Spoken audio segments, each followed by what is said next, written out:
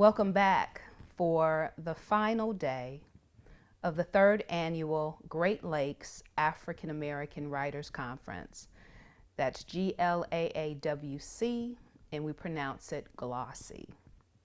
I have to tell you, we have received just phenomenal feedback on our events, which actually began on September 23rd with a book discussion of Stamped at the East Cleveland Public Library. And then on Friday, we had a colloquia for academic institutions in Pittsburgh and in Cleveland, followed by our youth spoken word competition on Friday evening. And then we had our all-day conference yesterday, and people have just been blowing up my mobile phone, comments on Facebook, sending me emails. So I'm thrilled that you all have enjoyed the conference and have been edified by it. Before I go on, let me read this very crucial statement. As the premier literary event celebrating African American literature in the Great Lakes states, GLAAW-C stands with the Black Lives Matter movement and the crucial activists that drive this crucial movement for human rights, which attests to our inherent beauty, dignity, and humanity. Black lives matter too, including the lives of members of the LGBTQ communities. Indeed, this has been a celebration of African American life, culture, literature, and art. I don't want to waste any more time because we are going to get to our final event. It is the virtual performance of the Damascus Theater Collective of Pittsburgh, performing the first virtual presentation of Miss Pearl Clegg's Flying West. Enjoy it. I will see you after the performance for a live Q&A with Miss Clegg and the cast. You do not want to miss it. Enjoy, enjoy, enjoy.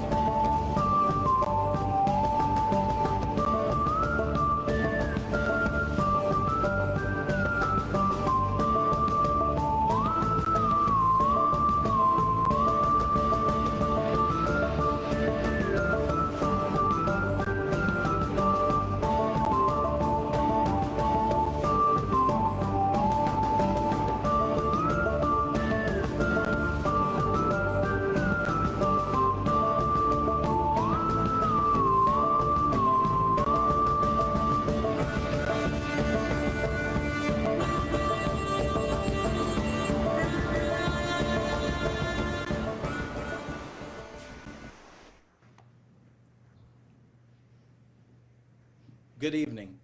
I'm Montez Freeland, director of this evening's performance. On behalf of Damascus, we thank you for joining us for this virtual performance of Flyin West by...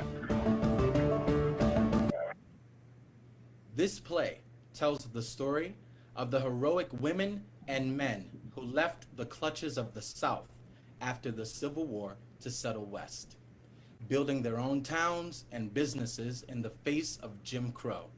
Please join us after the performance for a question and answer session with our creative team. And now, the Reverend Dr. Leah Lewis will take us back to 1898. Flyin West takes place in the fall of 1898, outside the all-black town of Nicodemus, Kansas. Characters: Sophie Washington, a black woman born into slavery, age 36. Miss Leah, a black woman born into slavery, age 73. Fanny Dove, a black woman, age 32. Will Parrish, a black man born into slavery, age 40. Minnie Dove Charles, a black woman, age 21. Frank Charles, a very light-skinned black man born into slavery, age 36. Act 1, Scene 1. Sophie enters rapidly.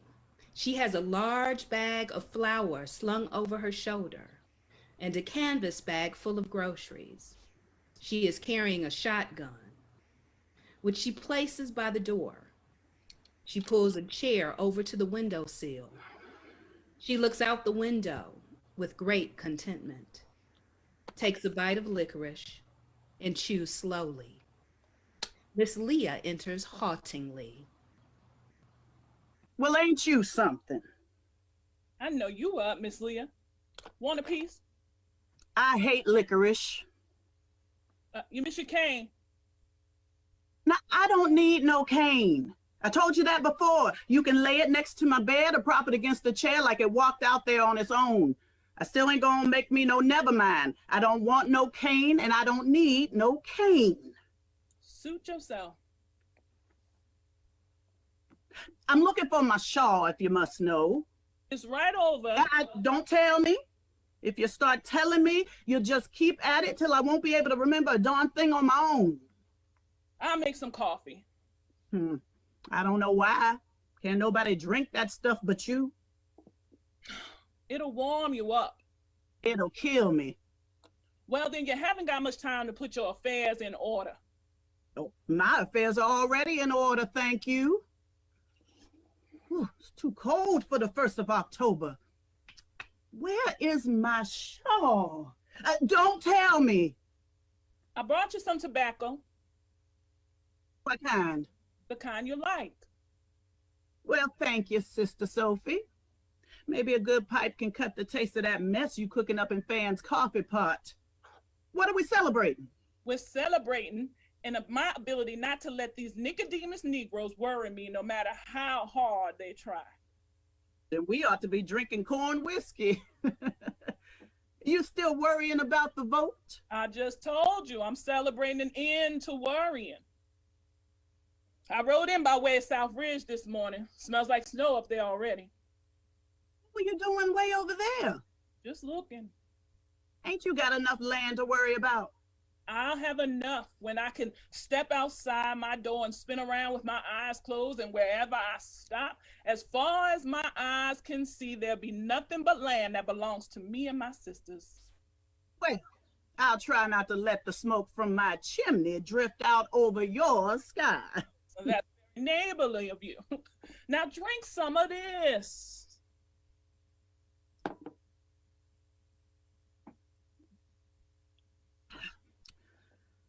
You know, every wagon pull in here nowadays got a bunch of colored women on it, call themselves homesteading, and can't even make a decent cup of coffee, much less bring a crop in.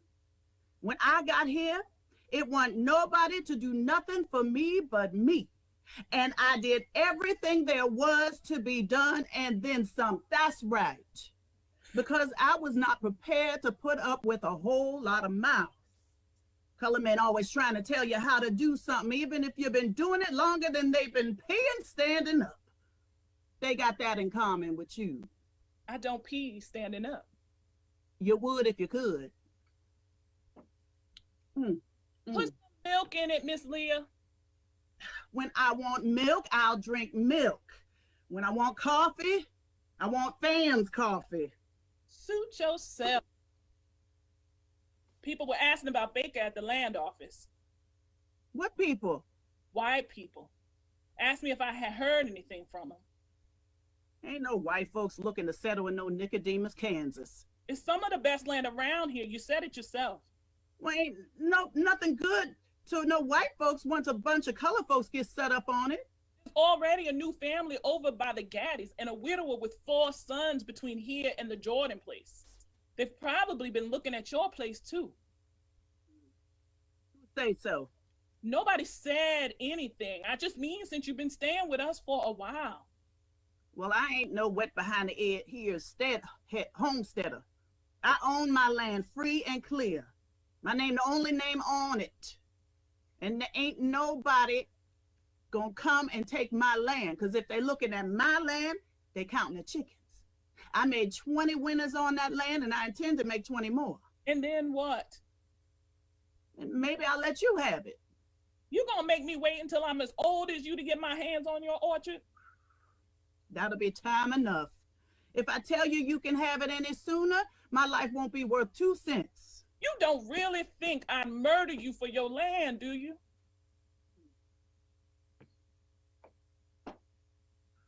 You know, I like Baker. And Miss Baker just as sweet as she can be. They just trying to stay in the city long enough for her to get her strength back and build that baby up a little. She'll never make it out here, and you know it. Well, losing 3 babies in 3 years, take it out of you, girl. They wouldn't have made it the first winter if Will Parrish hadn't been there to help them. But you had a lot of help your first couple of winters, if I remember right. And I'm grateful for it. You know, some of us were here when you got here. Don't forget it. All I'm trying to say is that the Bakers have been gone almost 2 years, and he hasn't even filed an extension. It's against the rules. Against whose rules? Don't nobody but color folks know they've been gone that long, no way. Them white folks never come out here to even check and see if we dead or alive. You know that good as the next person. Sometimes I suspect you think you're the only one that love this land, sister, but you're not. What are you getting at? Well, just the way you were speechifying and carrying on in town meeting last week, like you the only one got an opinion that matter. Why didn't the others speak up if they had so much to say? Can't get a word in edgewise with you going on and on about who ain't doing this and that like they supposed to. But you know I'm right. Being right ain't always the only thing you got to think about. The thing you got to remember about color folks is all the stuff they don't say when they want to. They just gonna say it double time later. That's why you gonna lose that vote if you ain't careful. Doesn't make sense.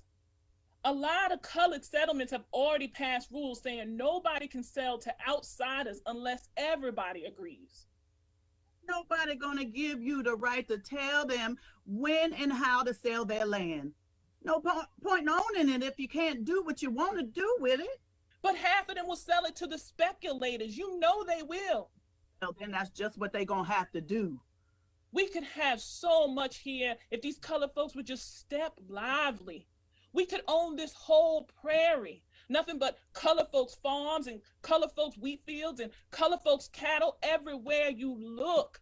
Nothing but color folks, but they can't see it. They look at Nicodemus and all they see is a bunch of scuffling people trying to get ready for the winter instead of something free and fine and all our own. Most of them don't even know what we're doing here. That's because some of them come because they ain't never had nothing that belonged to them. Some of them come because they can't stand the smell of the city. Now, some of them just tired of evil white folks. And then some of them killed somebody or wanted to. All everybody got in common is they plunked down $12 for a piece of good land, and now they trying to live on it long enough to claim it. Everybody isn't even doing that. Everybody doing the best they can, Sister Sophie. And what happens when that isn't good enough? They have to drink your coffee. Will and Fanny enter outside. They are strolling companionably and chatting with the ease of old and trusted friends. I guess I'd have to say the weather more than anything. Oh, I miss that Mexican sunshine. Makes everything warm. You know how cold these creeks are when you want to take a swim? Well, I like to swim being from Florida and all, so I just close my eyes and jump in real quick. But that water would near about kill a Mexican. They don't know nothing about no cold. They even eat their food hot. Oh, look. That'll be the last of these until spring. Yeah, I imagine it will be. I ate a Mexican hot pepper one time. It looked just like a Louisiana hot pepper, but when I bit into it, about lifted the top of my head off. The Mexicans was laughing so hard, they couldn't even bring me no water. I like to die. You really miss it, don't you? Oh, Miss Fanny, sometimes I surely do. But I know Bacon needs somebody to keep an eye on things for him until he gets back. And I got Miss Leah's place to look in on, too. Do you think they'll be back this spring? He swears they will. Sophie doesn't think they're strong enough for this life. Sometimes people are a lot stronger than you can tell just by looking at them. Did he say anything about the baby? Said he's fat and healthy and looks just like him. Ooh, poor little thing. Shame on you. Has Miss Leah said anything to you about going home? No, not lately. Good. We're trying to convince her to stay the winter with us. She's not trying to go back to her place alone, is she? She really wants to, but she's just gotten so frail. Sophie says it was just a matter of time before she fell and broke something. You know what else I like? I mean about Mexicans. What? I like Mexicans. Well, that works out nice, I guess. Everybody living in Mexico don't like Mexicans, Miss Fanny. They separate out the people from the stuff they do like and go on about their business like they ain't even there. I never met any Mexicans. Oh, nicest people you ever want to see. Friendly, but they know how to keep to themselves too. Didn't no Mexicans ever say nothing out of the way to me as long as I was living down there. They're a lot like the Seminoles I grew up around in Florida. When I run away, them Indians took me in and raised me up like I was one of their own. They most all gone now. Ain't got enough land to spit on, if you forgive me for saying it that way. Do you think you'll go back? To Mexico, I mean. I used to think so, but I spent 7 years down there, as long as I spent on anybody's plantation, so I guess I'm back even. I might even be a little bit ahead. Oh.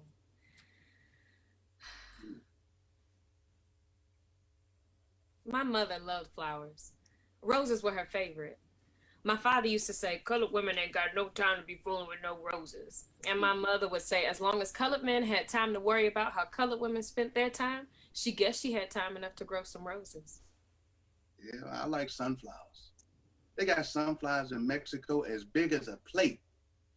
Sophie likes sunflowers too, but they're too big to put inside the house. They belong outside. You know, it gets lonely out here without flowers. Sophie laughed the first time everything I planted around the house came into bloom. She said I had planted so many flowers there wasn't any room for the beans and tomatoes. Oh, see, that's where she's wrong there. That's where your sister's wrong. There's room for everything to grow out here. If there ain't nothing else out here, there's plenty of room. True. You think it'll be a long winter, Will? Oh, they're all long winters, Miss Fanny. This one will be about the same. Sophie found her laugh out here. I don't remember ever hearing her laugh the whole time we were in Memphis, but everything in Kansas was funny to her. Sometimes when we first got here, she'd laugh so hard she started crying, but she didn't care. One time she was laughing so hard, I was afraid she was going to have a stroke. She scared me to death. When she calmed down, I asked her, well, why didn't you ever laugh like that in Memphis? And she said her laugh was too free to come out in a place where a colored woman's life wasn't worth 2 cents on the dollar. What kind of fool would find that funny, she asked me. She was right, too. Sophie's always right.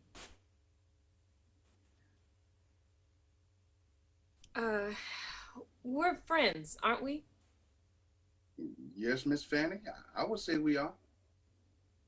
Then I wish you'd just call me Fanny. You don't have to call me Miss Fanny. I didn't mean to offend, Miss.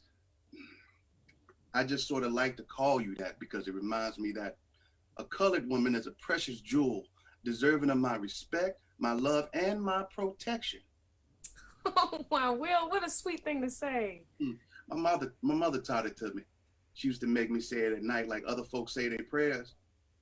There was some other things she said too, but I can't remember them anymore. When I first went off after they sold her, I tried to close my eyes and remember her voice saying them, but all the new Indian was looking for a place in my head too.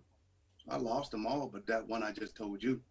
She used to say, if a colored man could just remember that one thing, life would be whole lot easier on the colored woman.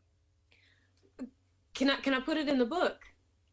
With Miss Leah's stories. It's not just Miss Leah's stories anymore, Will. It's sort of about all of us.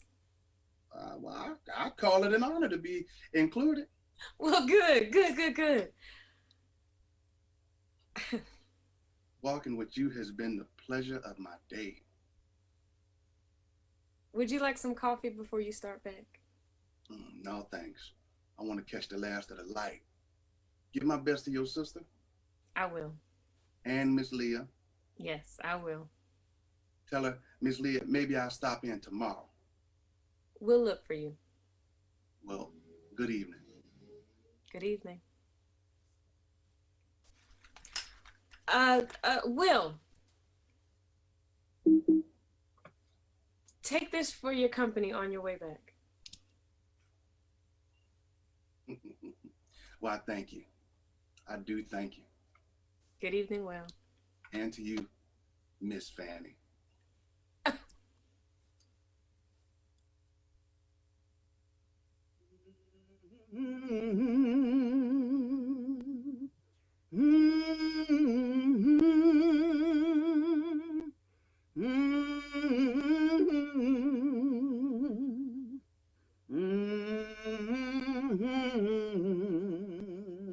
What is it? I ain't said a word to you. You're humming at me. I ain't humming at nobody. I am just humming. Sorry I'm so late. Sophie made coffee. She's been humming at me ever since. Everything's fine at your place, Miss Leah. Everything's fine but me. Aren't you feeling good? Oh, I'm too old to feel good. How's Will Parrish feeling? He'll be by tomorrow. Mm. Did he walk back with you? Why didn't he come in? He wanted to, but he had to catch the last light. You should have invited Will Parrish in for a cup of coffee. I did. He just wanted to catch the last light. Well, that sure was a friendly flower you stuck in his buttonhole a few minutes ago, but it's none of my business. Listen, I ran into him watering his horse near the creek, and he walked back with me, that's all. Has he heard from Baker? He had a letter last week. Mother and baby are both doing fine. There's some people interested in that land. Who? Families. White families. In Nicodemus? Just what I said. I don't believe it. All the settlements they've got, why would they want to file a claim over here with us? Why don't you ask some of those land speculators holed up at the boarding house? Well, it's neither here nor there. They'll be back on that land themselves by spring. I hope so. I don't need a whole bunch of strange white folks living that close to me. Bless this food, O Lord, as a nourishment of our bodies. Through Jesus Christ our Lord. Amen. Jesus wept. Amen. Baker's a good man to take his wife back east to have her baby. I don't think she could have survived another one out here. These young women wouldn't have lasted a minute before the war. Overseer make you squat right down beside the field and drop your baby out like an animal. Now, all 10 of my sons was born after sundown because that was the only way to be sure I could lay down to have them. How did your babies know it was nighttime? I knew it. If I felt them trying to come early, I'd hold them up in there and wouldn't let them.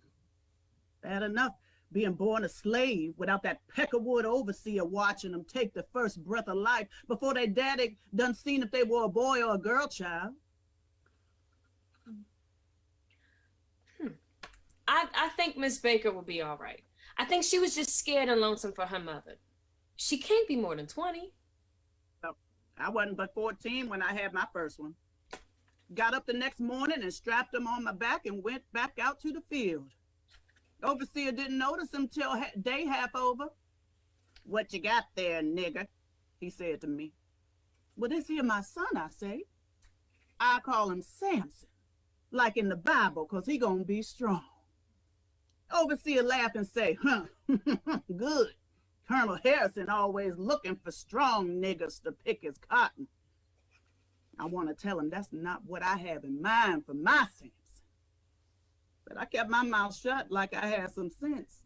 I ain't never been no fool.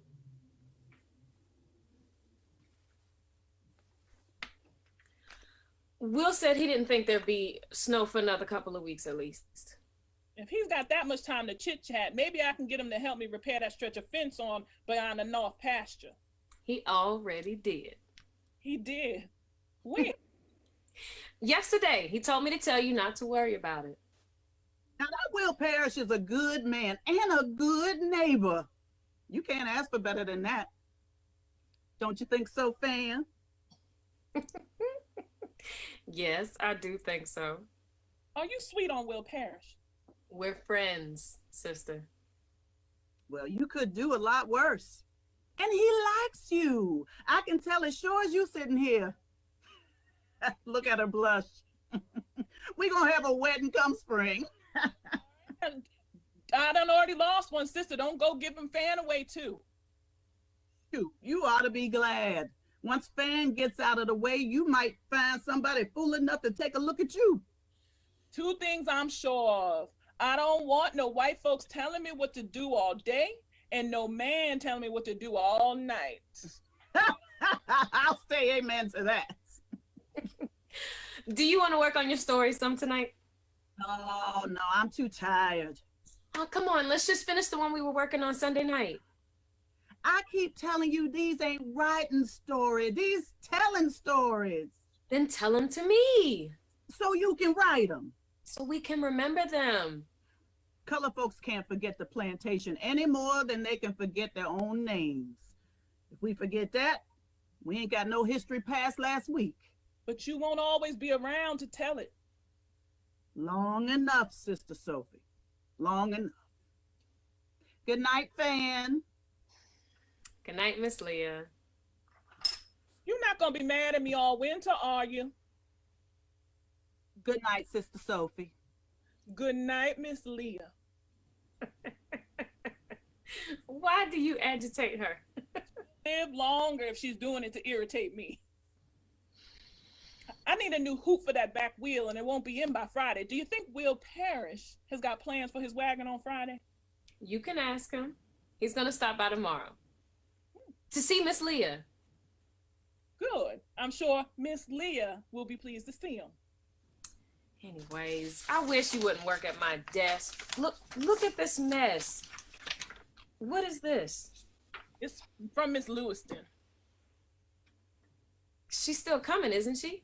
She regrets she will be unable to fulfill the position of instructor at the Nicodemus School and wishes us the best of luck in finding someone else to assume this important responsibility. She's getting married. Scared of life on the frontier. What kind of color men are they raising in these cities nowadays anyway? She didn't say he was scared. Daddy was nervous about moving to a place where there's still gangs of wild Indians at large. People are scared of different things. No, they're not. They're either scared or they're not. Do you ever regret it? Coming west like we did? I never regret anything. I missed the conversation more than anything, I think. Don't Miss Leah and I keep you amused?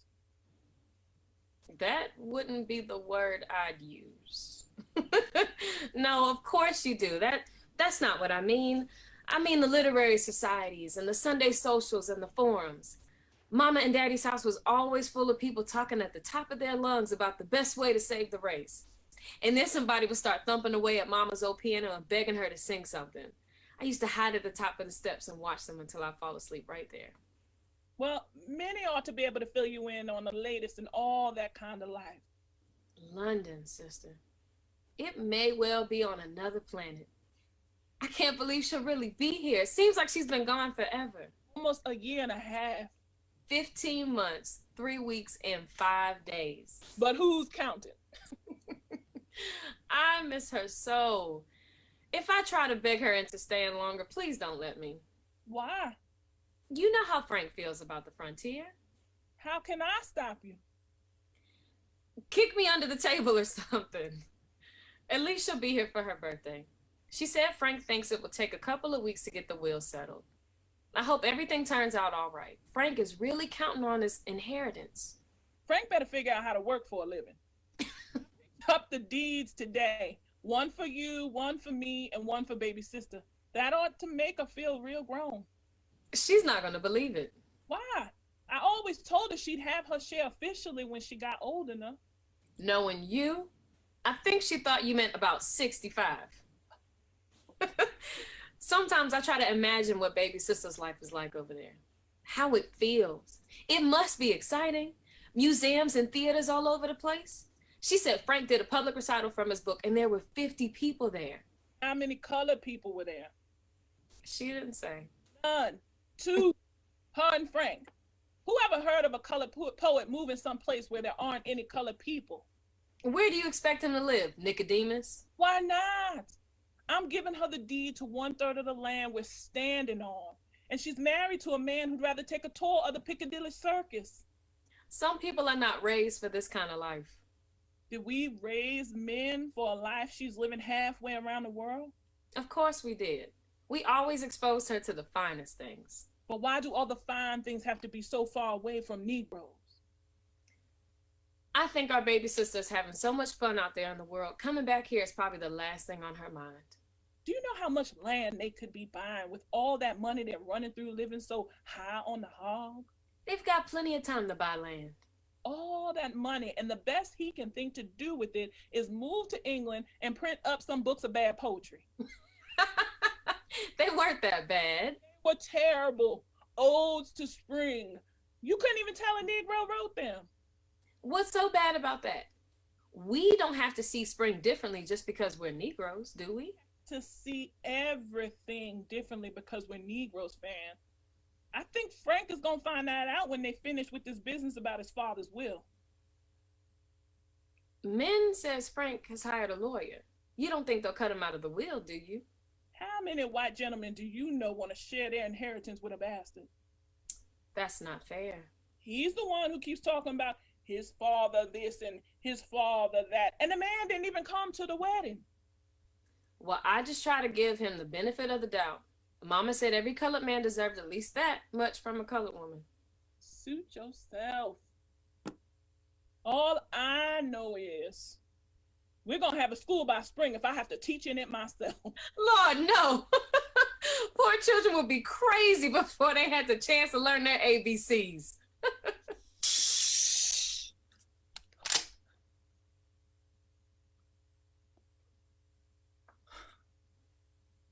Dear, 3 of them. Come look.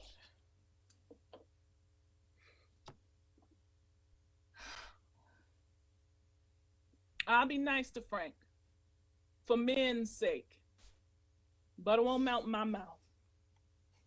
Promise? I promise. Did you talk Miss Lee out of going to the station with us? I think so. You did. How? I told her you didn't think it was a good idea. No wonder she's mad at me. She's always mad at you. But maybe she'll live to be 100.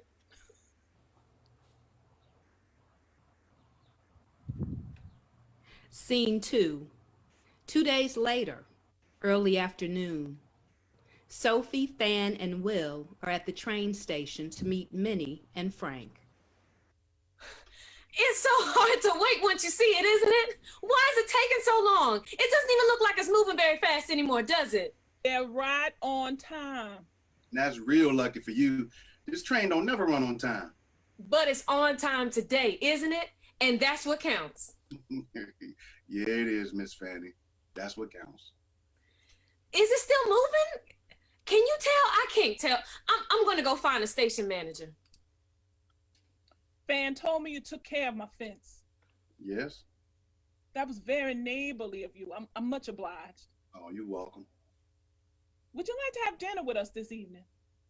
Oh, you don't have to. I want you to come. And I'm sure Fan would enjoy having you. Well, thank you.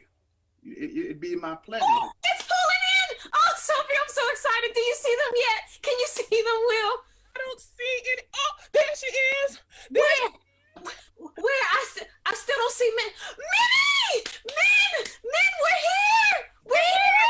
Oh, sister! Oh, I missed you! I missed you both so much! Oh, look at you in that outfit! How about that hat? Who you hiding from? Well, they're all the rage in London. Bags. Well, Frank has them. He stopped to send a telegram. He was talking to a man he met on the train, a white man. Maybe I better... I'll give him a hand. Oh, why, thank you. Will Parrish, meet my baby sister Minnie. Pleased to meet you. Pleased to be met. We borrowed Will's wagon to pick you up. Mm. Will came with it to make sure Miss Fanny got to town and back safely. So is that your sweetheart, is he? Don't pay Sophie no mind. Mm. He's coming to dinner tonight. You can ask. You better not say a word. Secrets already? Oh, darling. Frank, it's lovely to have you both. It's good to see you too. Well, I know it was a long trip, but you're here at last. It's been a very long trip. Well, you don't mind if you share her with us for a while, right? Nothing would do, but Minnie had to come and see her sisters. Isn't that right, darling? We can have her for a few weeks. It won't be trouble. Well, it's no trouble for us at all. And I've got some other things to share with you as well. Oh, just how many riches do you think a poor frontier woman can stand at one time? Well, I thought you might enjoy having an autographed copy of Mr. Dunbar's latest volume. Autographed? I've been trying to get my hand on any copy for months. Frank walked me all around New Orleans to find it. Oh, how can I ever thank you? It's my pleasure. Hello, Sophie. Frank. We'll try not to overstay our welcome. Stay as long as you like. Your family. That's just what I told him. We're family. This isn't like coming for a visit. This is coming home. But we have a home, don't we, darling? Well, yes, of course we do. We have a lovely home. And you're going to tell me all about it. Right. And where is our home, Minnie? Frank. It's in London. So this is really just a visit, like I said, isn't it? Yes, Frank. I mean, of course it is. And it's going to be a great visit. I'm sure of it. Well, how long does it take to get from here to there? I could do with a hot bath. Ah, of course you could. Will's probably got the wagon loaded. Come on. Come on, Miss Leah's at the house, and I know she's pacing up and down at the window right now. Welcome to Nicodemus, Frank. Scene 3, the same day, evening. Fan is taking out plates, laying out food. As we hear Miss Leah talking to Fan, in the bedroom we see Minnie at the mirror, trying to convince herself that her bruised face isn't that noticeable.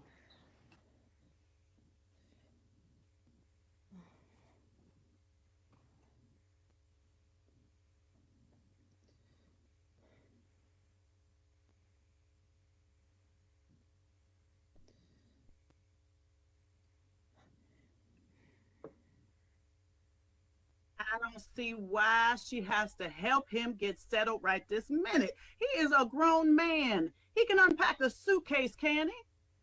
I'm sure he can. I think Min just wants to make him feel at home. Well, why wouldn't he feel at home here? Maybe it's just, oh, thank goodness. Miss Leah was about to send me back there to rescue you. Did you miss me?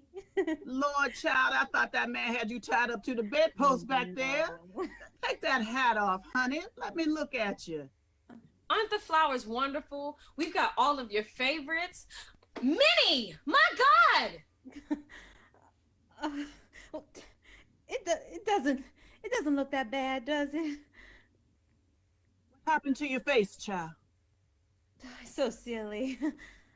Well, I bought a new dress for the trip, and I wanted to show it to Frank.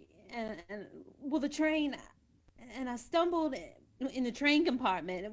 Well, you know how clumsy I am, and I bumped my head so hard, and I saw stars. And this is what I got to show for it. Well, Frank made me promise to be more careful. He worries so much about me. I told him I used to be much worse. Do you remember that time I almost fell off the roof? I would have killed myself if it hadn't been for Sophie. Yes, I remember. Well, don't look so worried. I'll be careful. It was just an accident. All right, baby sister. Oh, Sophie, close that door. Let me get in it first. Your turn to chop tomorrow, Minnie. Being a world traveler doesn't excuse you from your chores. What happened to your face? I just took a tumble, that's all. It's a lot worse than it is. A tumble. Minnie was showing off for her handsome husband and lost her balance on the train. Listen, I know it looks awful. Here, I'll put my beautiful hat back on to hide it. Anything but that. Then let's not talk about it anymore. Suit yourself. How does living in London, Miss Leah. It's in England. Well, how does it agree with you? Well, it was kind of scary to me at first. So many people and color just right in there with everybody else. No Jim Crow? None. I can't imagine such a thing. That's why you have to come visit me, so you can see for yourself. I don't need to see nothing else new. I done seen enough new to last me. I don't know why anybody wants to be all up next to a bunch of strange white folk, no way. Because somebody told them they weren't supposed to. Oh, they're not so bad. Frank and I even have some white friends. Lord deliver us. What is this child talking about? Frank says he doesn't see why he only has to be with Negroes since he has as much white blood in him as colored. Frank is talking crazy. It's true. His father was. Owner. Like mine. Frank said his father wanted to marry his mother. They were in love. Freya? No. Then don't talk to me about love. Let's have some supper before you two start fighting. Men, go tell Frank to come to the table. There's Will Parrish at the door. Hi, you're just in time. Stop for these. These are for you. They are lovely. Just what we need. Evening, Miss Leah. How you feeling? I feel a whole lot better if people stop letting that cold air in on me. I'm starved. Good. Why don't you sit next to Min? Will, you sit here by me. Sophie, Miss Leah, you sit over on this end. You're the first colored poet I've ever met. How many white ones have you seen? None that I can recall. Then that makes me the first poet you've ever seen, doesn't it? Frank. All right. Sister, will you bless the table? Thank you for this food we are about to receive, and for the safe journey of our beloved sister. And Frank, amen. Amen. Did you have a good rest? Enough to hold me, I guess. Sophie, Min tells me you're a mulatto. Oh, excuse me, I didn't mean to be so personal. It's just that I'm a mulatto myself, and I was interested in knowing if there are many of us this far west. You know, you can't always tell by looking. There are just a few. I can understand why. This is a lot closer to the field than most of us ever want to get. This is my husband's first visit to the frontier. How you like it so far? So far, so good. But to tell you the truth, I've always been more of a city person. And what kind of person is that? Well, I think someone who enjoys a little more ease than is possible way out here. Although I must admit, your home is lovely. This table wouldn't be out of place in the finest dining rooms. Well, thank you, Frank. Tomorrow we'll go back to eating around the campfire like we usually do. Don't listen to Sister. Fan is famous for setting the prettiest tables in Nicodemus. I admire the ability to adapt to trying circumstances without a lowering of standards. I wouldn't have expected to see such delicate china way out here. These were my mother's things. Sophie stopped speaking to me for a week when I told her I wasn't leaving Memphis without him. I was determined.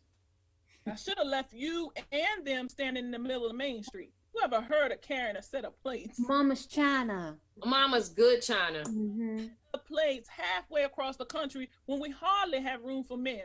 Well, you weren't going to leave me in the middle of Main Street too, were you? Girl, please, she couldn't have left us. Who would she have had to boss around?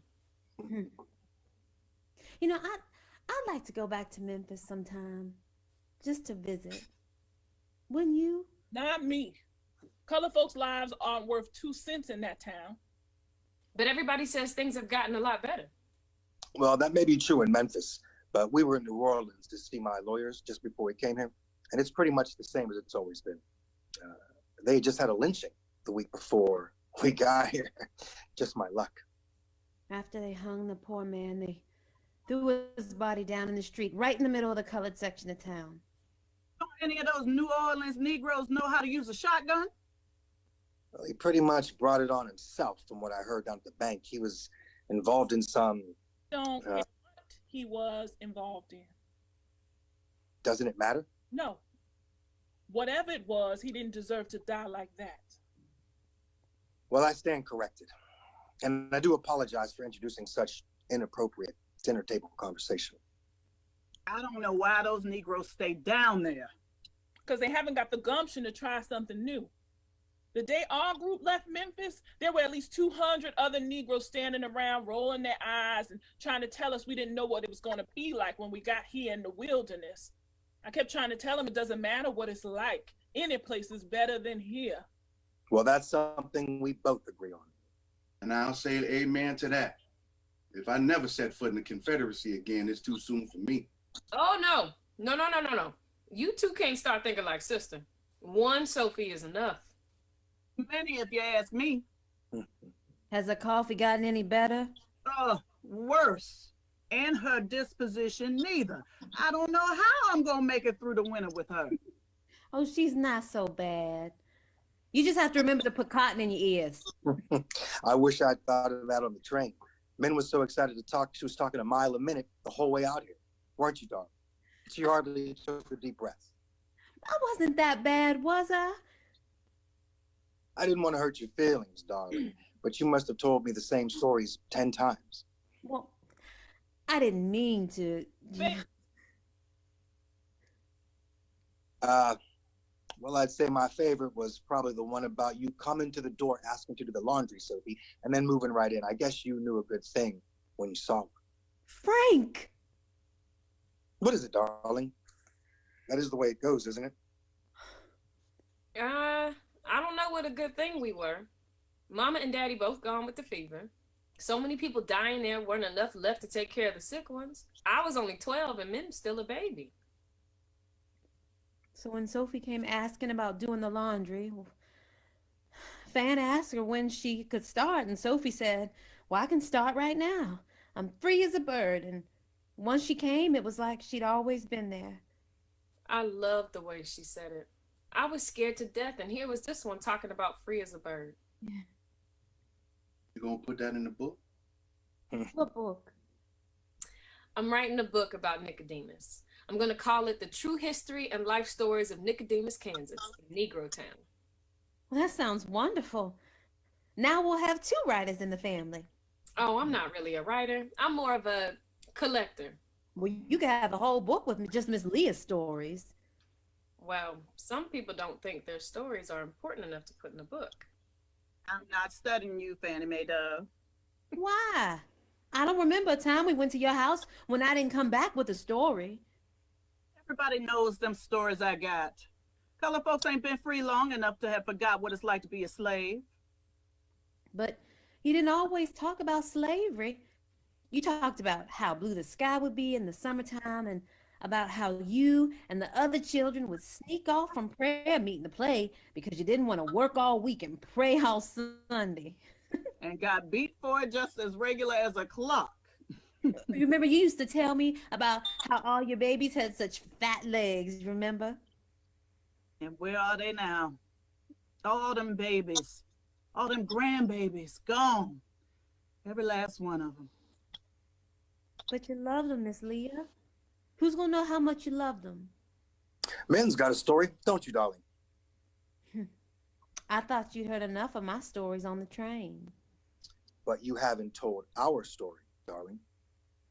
Well, I don't think that this is the... Oh, come on, please. It's such a lovely story with a happy ending. Go ahead now. Don't be silly. While I was at school, The conservatory. Go on. it was spring. The campus was lovely then. Flowers were everywhere. But all anybody kept talking about was the handsome stranger who was here visiting for a couple of weeks. That was Frank, all the way from England. Let her tell it or you tell it. Go on. Sorry. So pretty soon, everybody but me had met him, or at least seen him. And then one afternoon, I was out walking, and I thought I was alone. So I started singing, and Frank was out walking too, and he heard me. I really scared her. I hadn't heard him behind me. Well, I was tracking her like a wild Indian. And then he said, I'd been away from England for almost a month, and I hadn't heard a note of Puccini in all that time. So I told her she sang like an angel and invited her to have dinner with me. and I said, my sisters had raised me to have dinner with a strange gentleman who I met on a walk in the woods. Shouldn't have been walking in the woods alone in the first place. But then it wouldn't be a love story. Go on, man. So I walked away and left him standing there. And the next day, a friend of hers invited her to attend an evening of Negro poetry at the Chautauqua Literary Society. And I looked behind the podium, and there was Frank. I recognized her right away. And he nodded to me like we were old friends. And then he dedicated a poem to her. A song by Paul Laurence Dunbar. Thou art the soul of a summer's day. Thou art the breath of the rose. But the summer is fled, and the rose is dead. Where are they gone? Who knows? Who knows? A Negro wrote that? And me and sister dashed down to New Orleans in time enough for the wedding and to see them set sail back to England.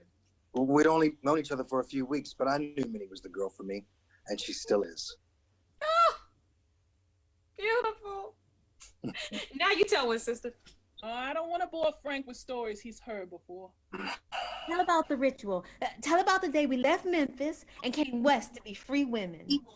Anne's the one always thinking of ceremonies. Let her tell it. Not this one. This one came straight from you.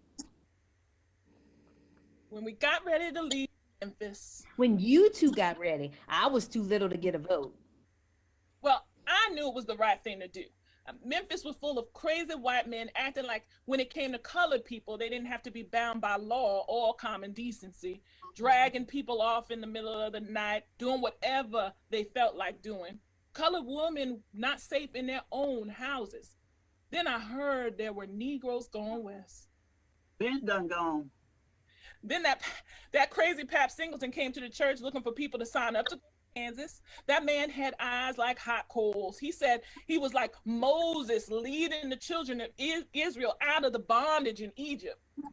Sister didn't even let the man finish talking before she ran down the aisle to sign up. I think Reverend Thomas thought she done finally got the spirit.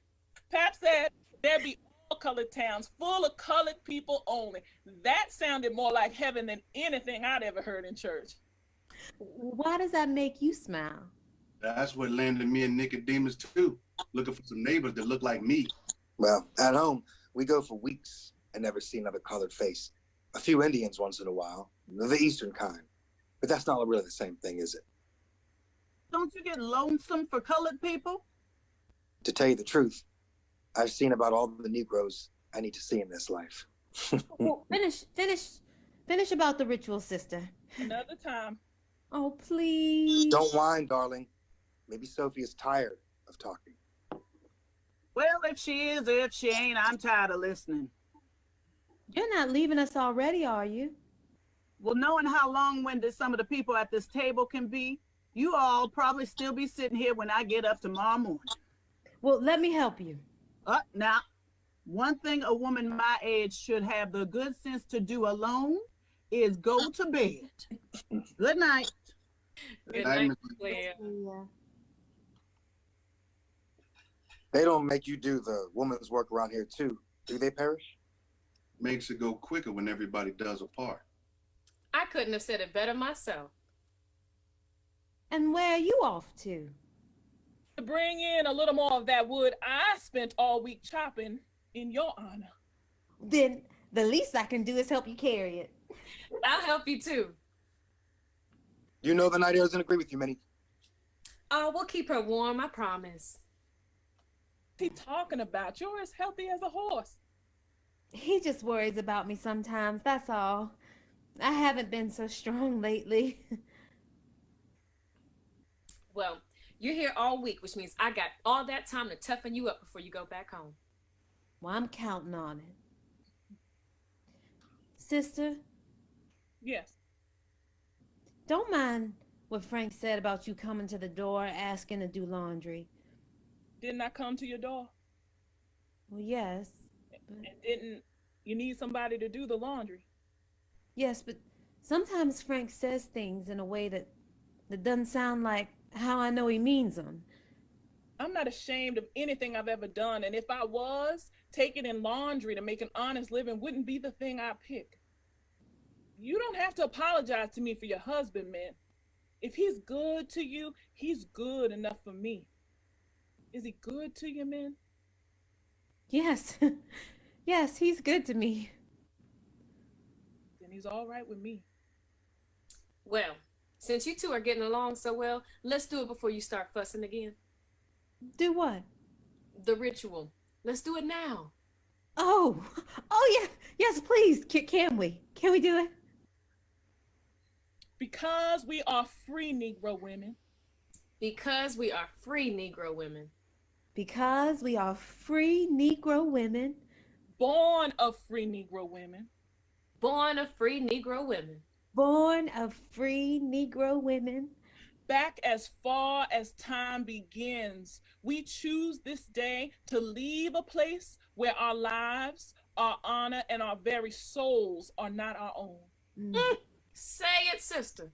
We choose this day to declare our lives to be our own and no one else's. And we promise to always remember the day we left Memphis and went west together to be free women as a sacred bond between us with all our trust. With all our trust. With all our trust. And all our strength. And all our strength. And all our strength. And all our courage. And all our courage. And all our courage. And all our love. And all our love. And all our love. Welcome home, baby sister.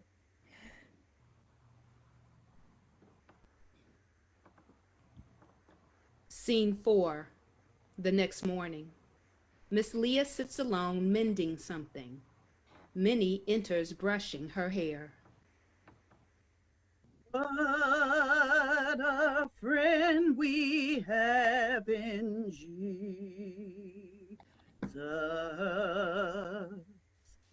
Oh, You're up oh. early. Habit, child.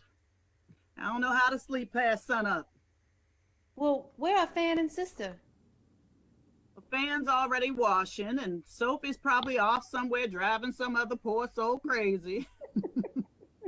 Come sit by me, child. I couldn't hardly get a word in at dinner last night. Well, you always hold your own. If I don't hold it, who gonna hold it? Let me look at you. You're looking more like yourself this morning. Well, I'm going to braid my hair with ribbons like you used to do it, remember? I remember.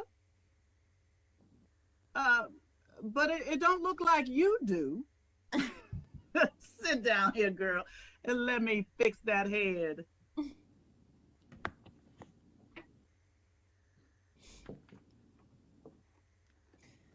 You think Frank is fine looking? He'll do. I want all my babies to look just like him. Well, he ain't that pretty.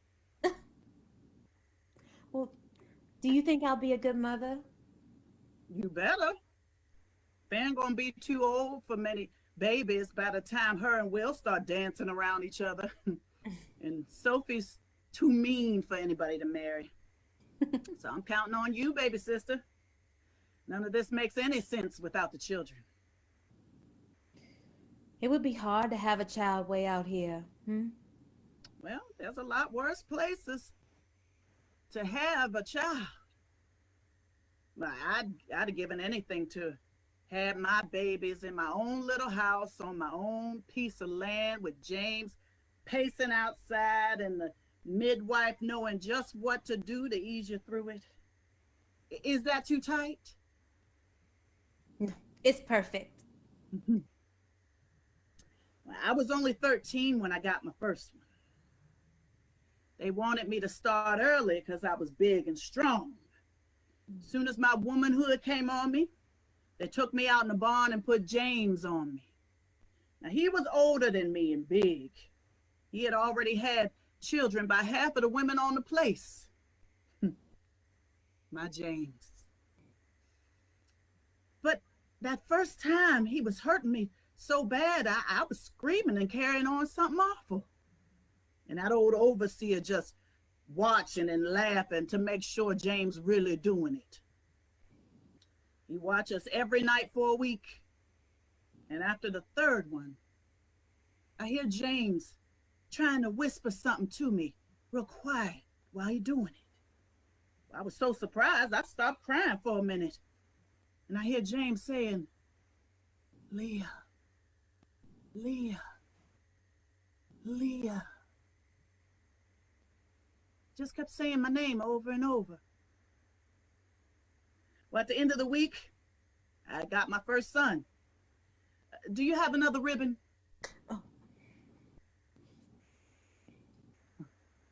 Oh, Fan gonna skin you about her ribbons, Missy. Did you love James?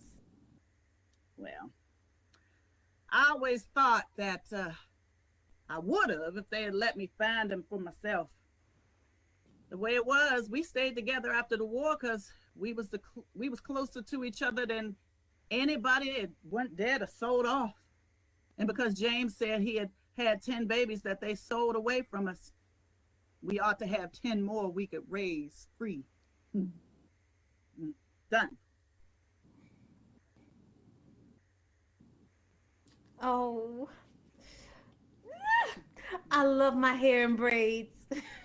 Braid it or shave it off, I say. All the rest takes too much fussing with. Don't leave a woman no time to think. So why won't you let Fanny write down your stories? Everything can't be wrote down. No matter what Fanny tell you, some things got to be said out loud to keep the life in them. Well, do you think James would have liked Kansas? I think he would have if he could have walked his mind this far from Tennessee. You know, it takes a lot of doing to be able to see a place in your mind where you ain't never been before. Frank's been so many places, London, Paris, Rome. Sometimes it seems like he's been everywhere and seen everything. Well, I know that ain't true. Why? Because this his first time in Nicodemus. Jim. Well, I kept hoping he would like it here. I miss it so much. I tried to describe it to him, and sometimes I'd read him Fanny's letters, but... Well, some people truly are city people. They like all that noise and confusion. It gives them something to hide behind. You can't do that out here. First winter teach you that. Out here, nothing stands between you and your soul. But it's more than that for Frank. He doesn't just hate the South and the frontier. He hates the whole country. Well, maybe the boy's got more sense than I thought he did. He said the first time he went to Europe, he begged his father to leave him behind when he was going back to New Orleans, but he was only 14, so his father refused. 14 could be a grown man if you let it.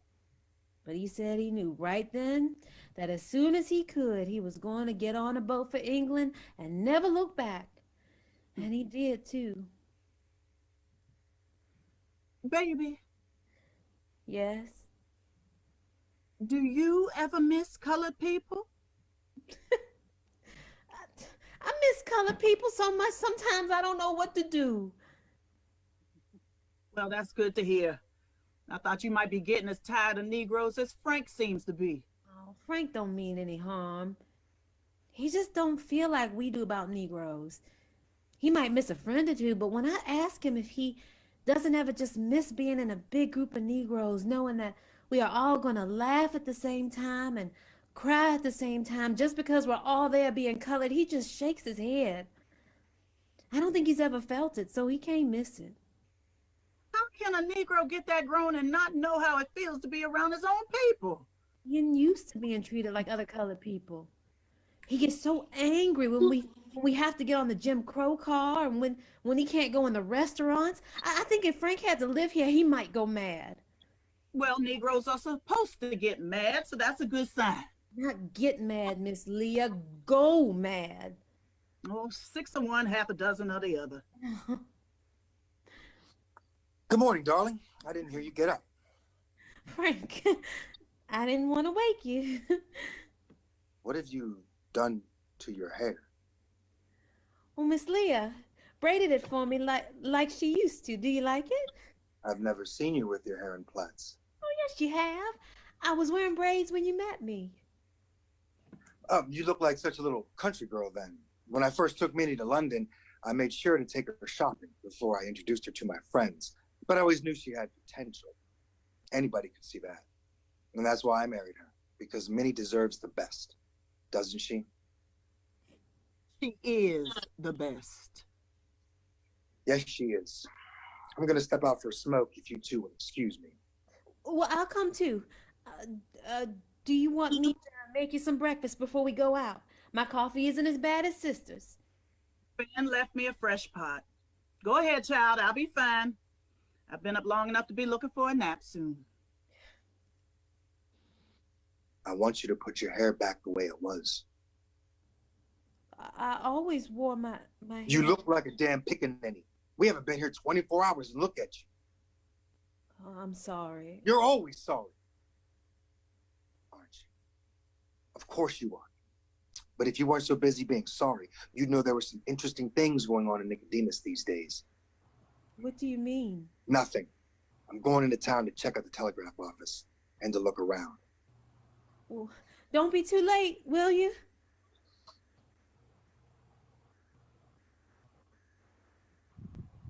Scene 5. Later that night, Fan is sewing something. Sophie is pulling some papers from her desk. Minnie is standing at the window. Well, I think I'm going to leave the rest of the night to you night owls. And don't worry, Nicodemus isn't big enough for Frank to get into trouble, even if he was looking for it. Good night. I'll be up early. Me too. Good night, sister. Check on Miss Leah. Always. You don't have to wait up with me. I won't be getting much sleep between now and the vote next week. Well, what are you doing?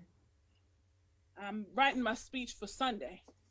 I'm going to single-handedly convince these Negroes they have a right to protect their land from speculators and save Nicodemus Save it from what? from being just one more place where colored people couldn't figure out how to be free. Are politics so important?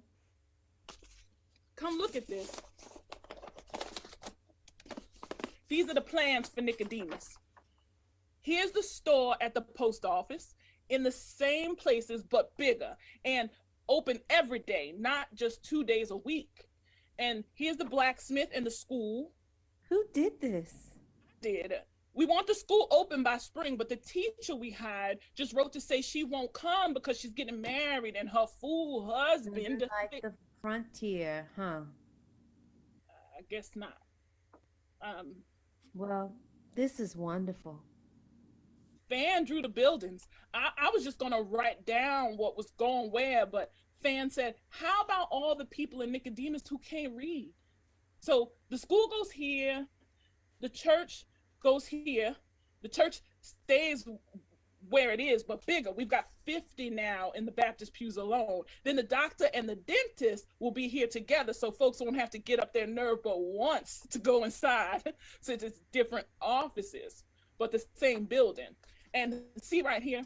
Yes. That's Fan's newspaper office and book publishing company. Ooh, look, she put a little face waving out the window. Fan puts us all on it. Here I am at the feed store, and here's Will at the blacksmith. Here you are at the train station, and Miss Leah's here someplace. Ooh, but she forgot to draw Frank. I guess she did. You know I'd come back if I could, don't you? I think you would if you wanted to. It's not that simple. Why not? Does anybody really know what they want? Do you? Of course I do. I want this town to be a place where a colored woman can be free to live her life like a human being. I want this town to be a place where a colored man can work as hard for himself as we used to work for white folks. I want a town where a colored child can go to anybody's door and be treated like they belong there. When you start talking about this place, you make it sound like a paradise for colored people. It's not paradise yet, but it can be beautiful. The century is going to change in 2 years. This can be a great time for colored people. We can really be free instead of spending our lives working for the same people that used to own us. How are we ever going to be free if we have to spend all our time doing somebody else's laundry? Well, you used to do laundry. There's nothing wrong with doing laundry. Just, you got to know that there's something else that you can do. That's why the vote is so important. We have to help each other stay strong. The rule doesn't say they can't sell their land. It says they can't sell it unless they are prepared to look the rest of us in the eye and say who they're selling it to and why. As long as they have to face each other, nobody will have nerve enough to sell to speculators, no matter how hard they try and what they're offering. But it wouldn't matter as long as most of the people here are colored, wouldn't it? If we start selling to speculators, everything will change. We may as well move back to Memphis. And before I do that, I will get Will Parrish to teach me how to speak Spanish and move us all to Mexico. Well, wait. Before you put it away, I was thinking maybe you could show it to Frank so he could see how nice everything is going to be. Frank is no more concerned about a colored town than the man in the moon. Frank's not so bad, sister. Suit yourself. Why don't you like him? I don't have to like him. I know, but why don't you? I think Frank hates being colored. I don't understand Negroes like that. They make me nervous. Well, you make me nervous. I didn't always. No, I guess you didn't.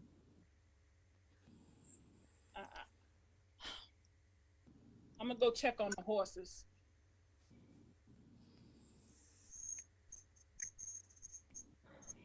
What are you still doing up? It's late.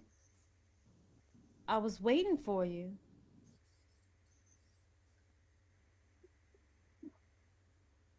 Why? Haven't I had enough bad luck for a nigger? Are you all right? Do I look all right?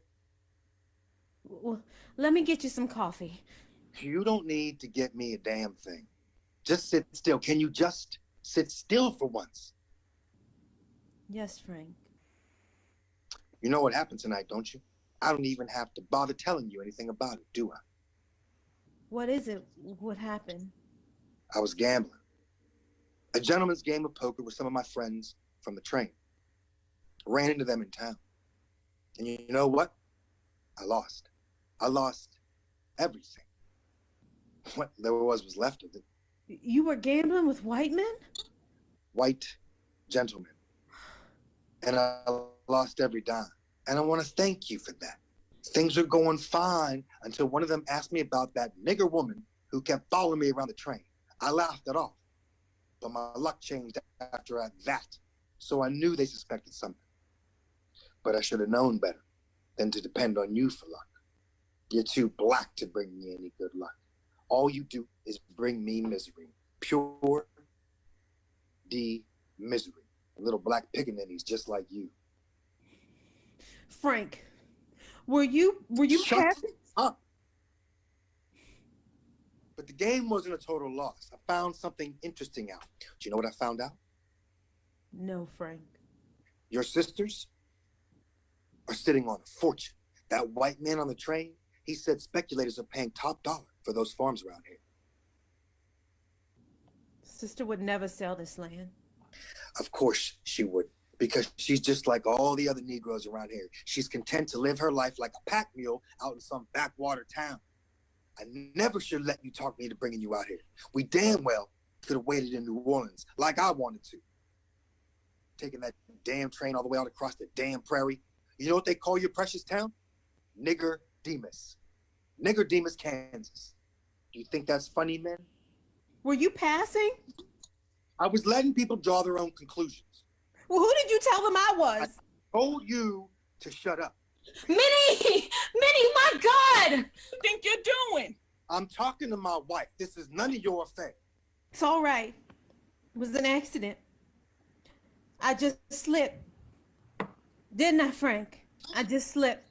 Get out! You're pretty high and mighty for a nigger woman, aren't you? Shut up, Frank. He's drunk, and don't listen to him. What did you say? No, sister, don't. Please don't. Please. I'm gonna have a baby.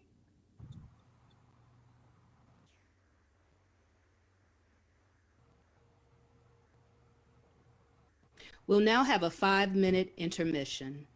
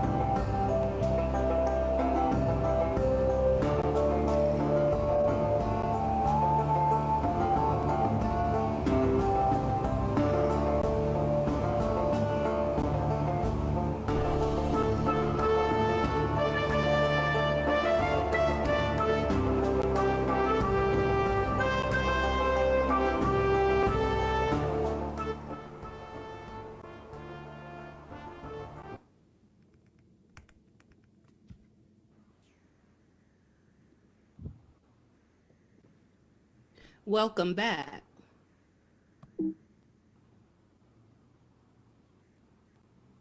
Act 2, Scene 1. Early the next morning, Sophie is standing at the window with her gun at her side. Frank is skulking around in the yard, coatless and cold. Fran is getting a tea kettle off the stove. Miss Leah is taking some herbs from a small jar laid out before her and preparing them for tea. Min is wrapped in a blanket. She looks fragile and frightened. He doesn't even have his coat with him. Good. Maybe he'll freeze to death. Don't say that. You'll just upset her again. Upset her? Don't you think she ought to be upset? Don't you think we all ought to be upset? Let her drink this tea and catch her breath before you start fussing again. Now you drink all of it. It'll help you hold on to that baby. This is such a hard time for Frank. For Frank? He's my husband. Of course he is. Be still now. He's so afraid that they'll try to trick him out of his inheritance. Of course they will. Sister, please. His brothers hate him. His brothers used to own him. Well, that's not his fault too, is it? No, it's his fault for thinking that means they owe him something. And if he doesn't get it, he has the right to put his hands on you. I love him. That's not love. How would you know?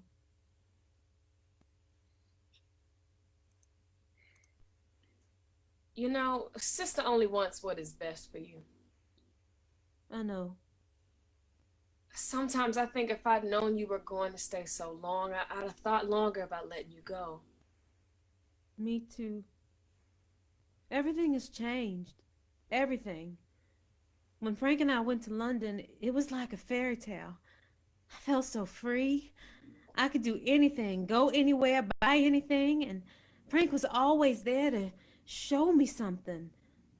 Things I had never seen before, or tell me something I'd been waiting to hear all my life. And I loved to look at him. But then he changed. He was mad all the time. Mad at who? At everybody. But mostly me, I guess. Why was he mad at you? I don't know why. I think he just started hating colored people. We'd be walking down the street and he'd say, "Look at those niggers." No wonder nobody wants to be around them. When his father died and his brother stopped sending money, it just got worse and worse. It was almost like he couldn't stand to look at me. Hush now. It's all right. Me and Miss Leah will take care of you now. There's not a baby in the world that can come before Miss Leah says it's time to. Sometimes I used to think it must be a dream and that I'd wake up one day and Frank would be the way he used to be. Grown people don't change except to get more like what they already are. Frank is going through a bad time, that's all. But he's still Frank. He's still that man that swept you off your feet. The man you want to be the father of your children, isn't he? He scares me sometimes. He gets so angry. You know who else had a terrible temper? Who? Daddy. You were too young to remember it, but he did. And Daddy was a good man, but he had that temper and sometimes it would get the better of him, just like your Frank. Sometimes he used to, not all the time, but one time they woke me up, fussing about something, and Mama didn't hear me call her name either. So I went to the top of the steps where I could see them without them seeing me. I always sat there. Daddy was sitting by the fireplace, and Mama was talking a mile a minute. I could tell he didn't like what she was saying. Then he got up real fast, and he grabbed her arm, and he just shook her, and I was so scared, I ran back to bed, but I still could hear everything. Sometimes we just have to be stronger than they are, baby sister. We have to understand and be patient. What did Mama do? Mama always said she was biding her time until we could get these white folks off our backs so she could get colored men straightened out on a thing or two a little bit closer to home. But until then, She said she'd give him the benefit of the doubt. I've been trying to do that too. You love Frank, don't you? I used to love him so much. You still love him. I can see it in your face. You two can work it out. I know you can. For better or for worse, remember? I'll try. I'll really try. Frank!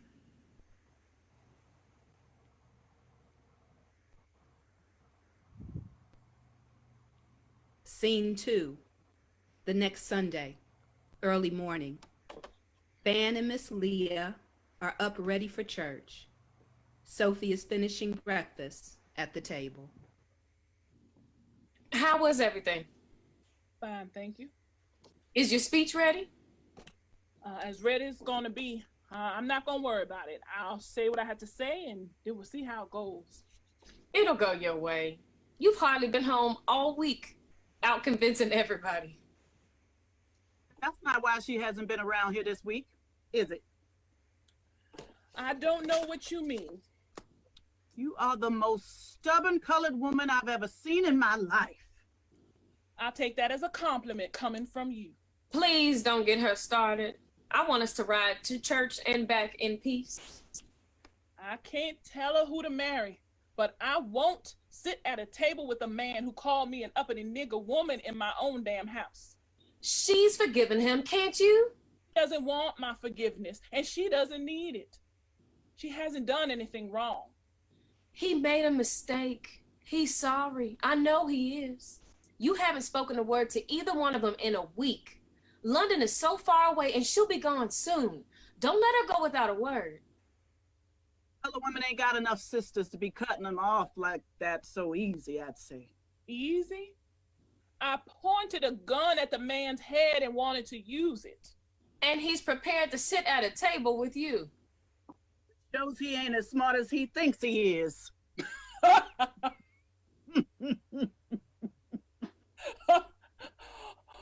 All right. You win.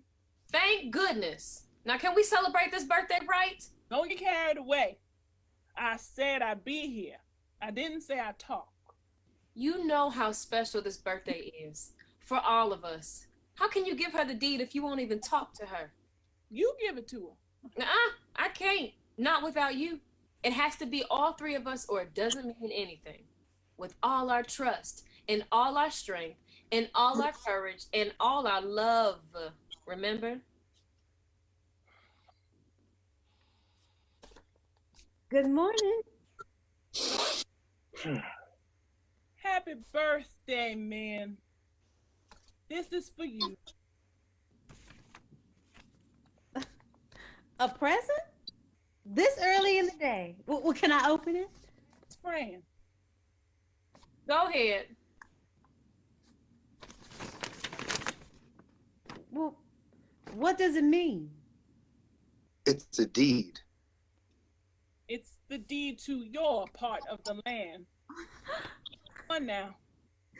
Every colored woman ought to have a place and a piece of land that they could claim as their own.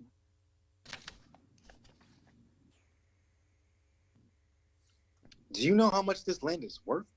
We're interested in buying more land, not selling what we've got. Well, from what that white fella told me on the train, not everybody around here feels that way. I heard some of your neighbors are considering some pretty generous offers. Speculators. They're offering $500 an acre. I can't believe it. Doesn't that at least make you open to the idea? You could be a very rich woman. And I'd be standing in the middle of Kansas without any place to call home. You can't grow wheat on an acre of money. There's plenty of other land around from what I could see. What's the difference? The difference is we own this land, whether they like it or not. And anybody who tries to say different is going to find himself buried on it. You wouldn't really kill somebody over a piece of land out in the middle of nowhere, would you? Oh, this land is the center of the world to me as long as we're standing on it. And how do you think the rest of the world feels about sharing their center with a town full of colored people? I have no idea. But none of that matters. Can't you see that none of that matters? This is the land that makes us free women, Frank. We can never sell it. Not ever. Will Parrish enters and comes to the door. Fan opens it for him.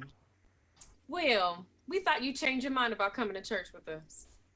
Oh, on the day of Miss Sophie's speech, not me. I'm sorry I'm late. I stopped by the telegraph office yesterday, and there was a wire for Frank.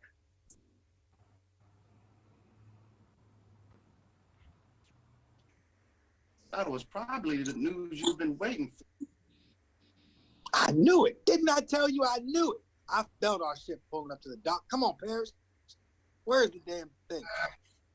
Here it is.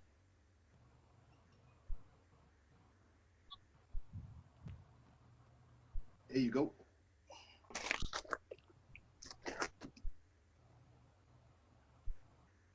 What the hell? Well, what is it? Frank drops the telegram on the table and walks to the bedroom, slams the door. Fan picks up the telegram. Read it, Fan. Paternity denied. Stop. All claims to money, property, land, and other assets of Mr. John Charles, late of New Orleans, Louisiana, denied. No legal recourse available. You all go on without me. I need to. Frank needs me here. I think. All right, baby sister, be strong. Yes, I will.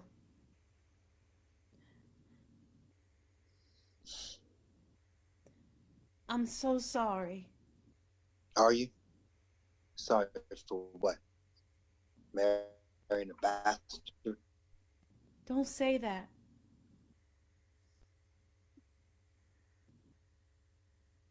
Do you know what this means? This means I've got nothing.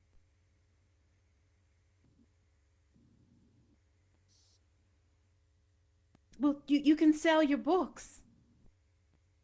Don't be so stupid. They think they can make an ordinary Negro out of me? That's what they think? They think they can treat me like an ordinary colored person? Keep me here where every ignorant white man who walks down the street can make me get off the way just to make him happy? They think they can pretend I'm nothing and presto, I'll be nothing? You won't let them do that. Let them? They've done it. We don't even have passage back to London. We're stuck here being niggers. Common, ordinary niggers. It'll be all right. We don't have a lot of money, but we've got a place to live. No, not forever, but just until we get on our feet, just until the baby comes. We do have a place. What are you talking about? We can stay here, on our own land, right here, until you have a chance to figure things out. Do you really think I could live here? Sophie has plans. You'll see, it's going to be beautiful, like a paradise for colored people. A paradise for colored people. This is our land, Frank. Nobody can take it from us. You don't have to have your father's money. We have land. You're right. We have land. I'm sorry I snapped at you, darling. It's just that when I think of all the things I want to give you, it drives me crazy. I love you. That's all I need. You deserve so much more, man. You're so beautiful. Did you explain to my son that his daddy has a bad temper sometimes? Please try, Frank. Just try. Don't you think I am trying? I'm trying to be a good husband to you, and I want to be a good father, but you have to help me. I need to be able to trust you again. You can, darling. You can trust me, I swear. I know the last few months haven't been easy, but I'll make it up to you. Do you believe me? Yes, Frank. It'll be just like it used to be. We'll find another place, just like the one we had before, right on the square. You liked that place, didn't you, darling? I mean, it was lovely, but it costs too much money to live that way, to live abroad. Your share of this land is worth over $50,000. Do you know what we can do with that kind of money in London? We'll have the best of everything, and so will our baby.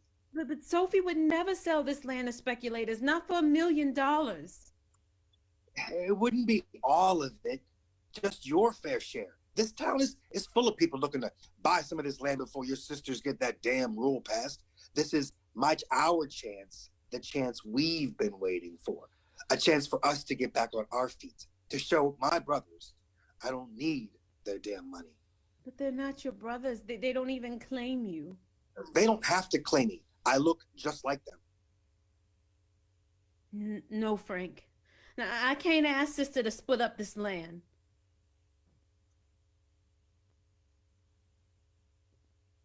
I can't ask her, Frank. Don't you ever tell me no. Don't ever threaten me as long as you live. Do you understand? Do you? I'll kill you right now. I'll break your damn neck before your precious sisters have a chance to holler. I'll kill everybody in this house. Don't you understand that? You know what I can do? You really want to know what I told those white gentlemen you were? I told them you were a black whore. I won in a card game.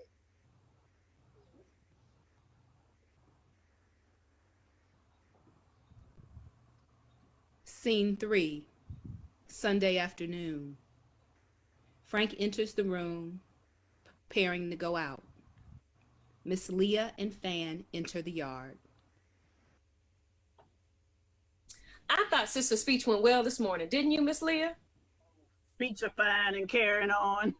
She ought to run for president.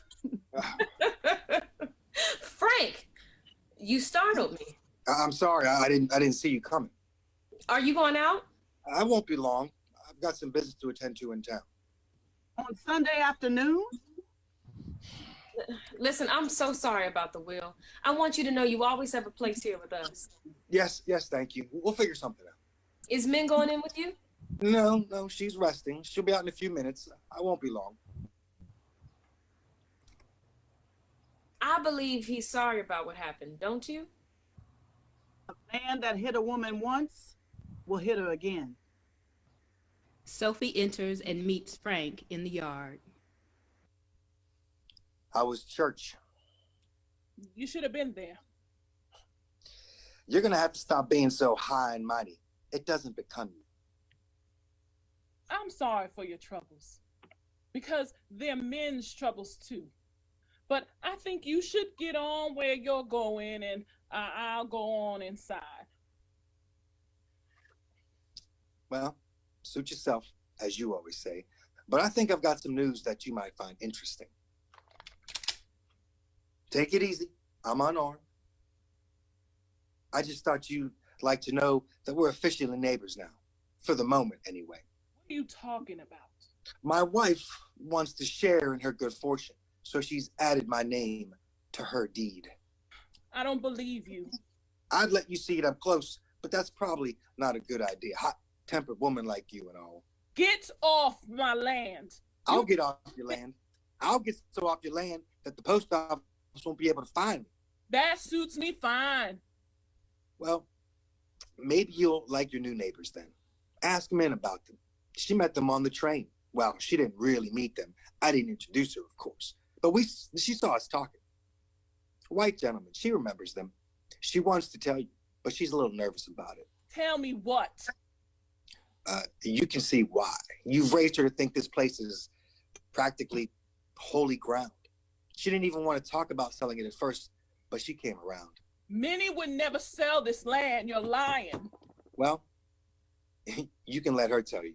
I figured under the circumstances, I'd spend the night in town. I'm sure I'll have our shares sold before tomorrow. Hope the sale doesn't hurt your chances in the vote next week. You know, you're getting off easy when you think about it, Sister Sophie. I could stick around here and take over your precious town if I wanted to. You ever see a group of colored people who didn't put the lightest one in charge? Min raises up slowly. She's obviously in great pain and has been badly beaten. She almost cannot stand. Min stumbles into the room where Miss Leah and Fan are working. Lord, child. Sister! Sister, please come quick! Please! Scene 4, Sunday evening. Fan and Will are sitting on the porch. I don't understand how a colored man can hit a colored woman. Miss Fanny, we've been through too much together. I ain't too much together. Maybe there's just too many memories between us. I don't think you can have too many memories. I know I wouldn't take nothing for none of mine. Not even the bad ones? No, the bad ones always make the good ones just that much sweeter. Does that paper really mean that Frank can sell to speculators? Well, if baby sister really signed it. I never met a colored man like Frank before. Seems like he don't care nothing about colored people, no different from white folks. Ms. Leah says it's because mulattoes got a war on them. Sometimes to make them stronger, but sometimes to just make them crazy. Make them think they got a choice about if they're gonna be colored or not. Sister's a mulatto and she never seems to be confused. Well, you're right there. Miss Fanny, I want you to know I can take care of it. Take care of what? I mean, he's a colored man and I'm a colored man. We can settle it that way, man to man. I couldn't ask you to hurt anybody. You can ask me to kill somebody, Miss Fanny. Look, now, if I can't protect you and your sisters from a Negro who done lost his mind, what kind of man that make me? Have you ever killed a man? Not a colored man. But I guess they ain't that much different from any other kind of man when you really get down to it. We see Miss Leah and Minnie in the back. I sold my first baby boy off the place. I felt like I couldn't breathe for 3 days. After that, I could breathe a little better. But my breast was so full of milk, they'd soaked the front of my dress. Overseer kept telling me he was going to have to see if nigger milk was really chocolate like they said it was. So I had to stay away from him till my milk stopped running. And one day I saw James and I told him they had sold the baby, but he already knew it. He had 20 sold off the place by that time. Never saw any of them. When he told me that, I decided he was gonna at least lay eyes on at least one of his babies came through me. So the next time they put us together, I told him that I was gonna be sure this time he got to see his child before Colonel Harrison sold it. But I couldn't. Not that one, or the one after, or the one after the ones after that. James never saw their faces until we got free and had our 5 free babies. Then he couldn't look at them long enough. Ooh, that was a man who loved his children. Hug them and kiss them and take them everywhere he go. I think when he saw the fever take all 5 of them like that, one by one, just racing each other to heaven, broke him down. He'd waited so long to have his sons, and now he was losing them all again. He was like a crazy man just before he died. So I buried him next to his children, and I closed the door on that little piece of house we had, and I started walking west. If I'd had wings, I'd have set out flying west. I needed some place big enough for all my sons and all my ghost grandbabies to roam around. Big enough for me to think about all that sweetness that they had stole from me and James. And just holler about it as loud as I wanted to holler. I didn't want to sign it.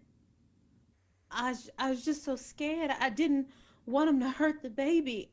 I can't I can't make him stop hitting me. I just want him to stop hitting me.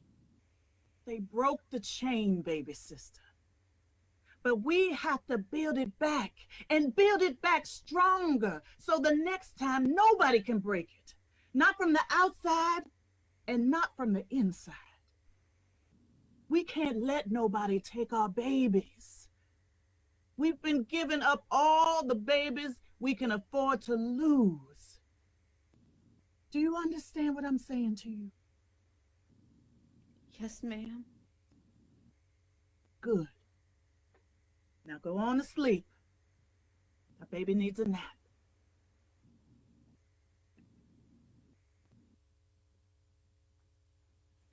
Is she? She's sleeping. She held on to that baby too. Now I told you she was stronger than you think. Oh, thank God. Where's sister? She wanted to be sure Frank was headed toward town and not back this way. He told me to bring you the things you wanted from the house for Miss Minnie. Yeah. I hope she didn't forget anything. All she had it all written down. Now, he's on his way, but he's moving slow. Is everything there you need? It's here. It's here. In? Sleeping. She's gonna be okay. All right. Here's what we're going to do. Will, I need you to ride out and catch up with Frank.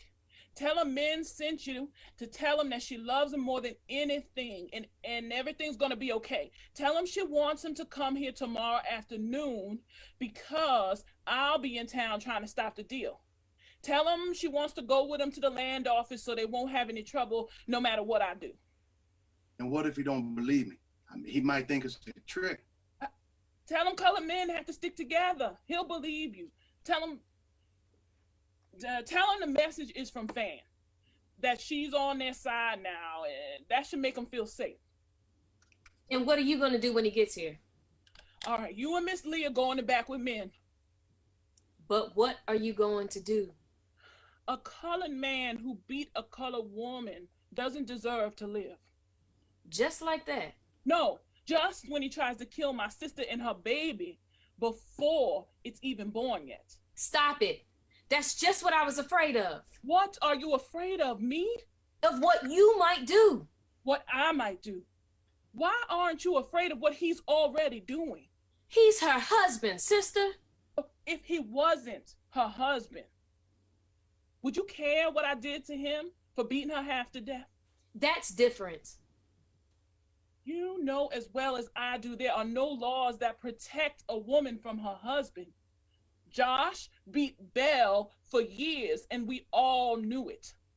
And because the sheriff didn't do anything, none of us did anything either. It wasn't a crime until he killed her. I'm not going to let that happen to men. I'm going to watch him prance across the yard, and then I'm going to step out on my front porch and blow his brains out. And then we'll be savages just like he is. Then we'll be doing what free people always have to do if they're going to stay free. Isn't there another way, sister? This morning, while I was standing in that church, painting a picture of the future of this town, he beat her and did God knows what else to her in this house, where she's always been safe. We can't let him do that, Fan. All the dreams we have for Nicodemus, all the churches and schools and libraries we can build don't mean a thing if a colored woman isn't safe in her own house. You don't have to do this. I already told Miss Fanny. All you got to do is say the word. What are you talking about? I can take care of it. You can wait here with your sisters, and I take care of everything. I appreciate the offer. But the day I let somebody and need somebody else to defend my land and my family is the day that somebody's name will be on the deed. I need you to help me to do what needs to be done. Not do it for me. Well, you can count on me. Good. Now, go on now. I don't want him to get too far ahead of you. Oh, no, I'll catch him.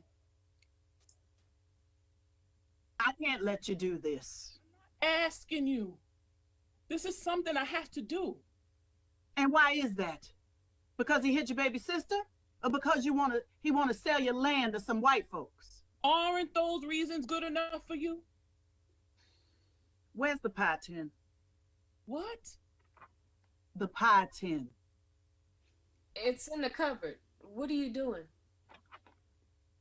We're going to make an apple pie. An apple pie.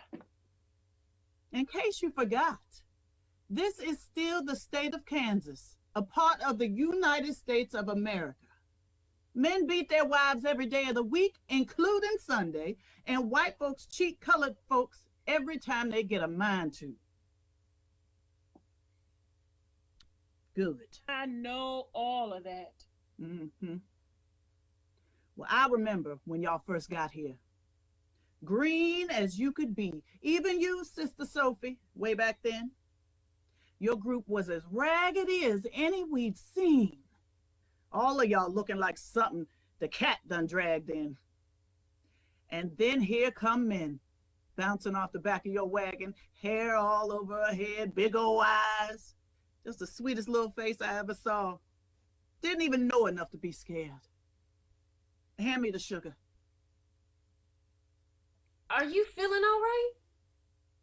Am I feeling all right? Huh. If I was you, I'd be worried about folks talking about shooting somebody. That's who I'd be worried about. It's a messy business shooting folks. It ain't like killing a hog, you know.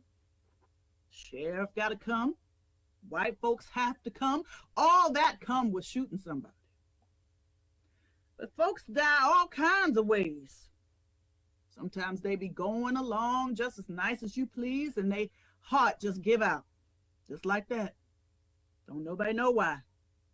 Things just happen. One day, a little bit before I left the plantation, Colonel Harrison brought him a new cook, Ella. Now, she was a big, strong woman. She didn't make no trouble either, just worked hard and kept to herself. Now, Ella knew a lot about herbs, what to put in to make it taste good. And Colonel Harrison just loved the way she cooked. He used to let her roam all over the plantation picking wild herbs to put in his soups and stews. And she wouldn't tell nobody what she used. Said it was secrets from Africa. White folks didn't need to know. Well, Colonel Harrison just laughed because he was eating good and he didn't care about where it come from, no way. But after a while, that overseer started messing around her, trying to get Colonel Harrison to let him have his way with her. But Colonel Harrison said no and told him to stay from around here. She belonged in the kitchen. But that old overseer still wanted her, and everybody knew it. And they all knew that the next time he had a chance, he was going to get her. So one day, Colonel Harrison went to town, said he going to be gone all day. So that overseer put some poor colored man in charge of our misery and walked on up to the house like he was the master now, because Colonel Harrison going to be gone off for the day. And when he walked up on that back porch, he had one thing on his mind. But Ella had been up early too. And the first thing he saw before he even saw her was a fresh apple pie cooling in the window. And it smelled so good, he almost forgot what he come for. And Ella opened the screen door and smiled like he the person she want to see most in the world. And she asked him if he'd like a glass of cold milk and a piece of her hot apple pie. Well, of course he did. What man wouldn't?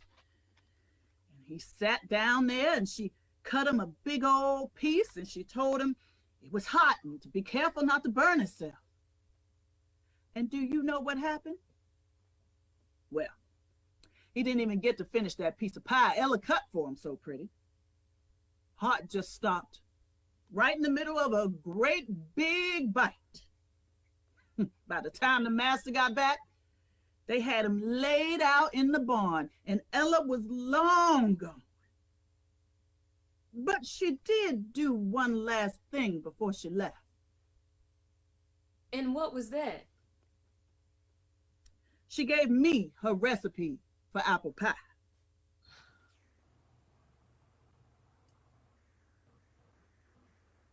Scene 5. Monday morning. Miss Leah's in the back, sitting with Min, who is lying down. Sophie and Will are hiding outside. Fan is alone in the kitchen, where she checks the time, and then goes to the oven and takes out the perfect pie. Frank enters the yard furtively. Fan opens the door before he knocks. Come in, Frank. Sister's gone to town. Please, come in.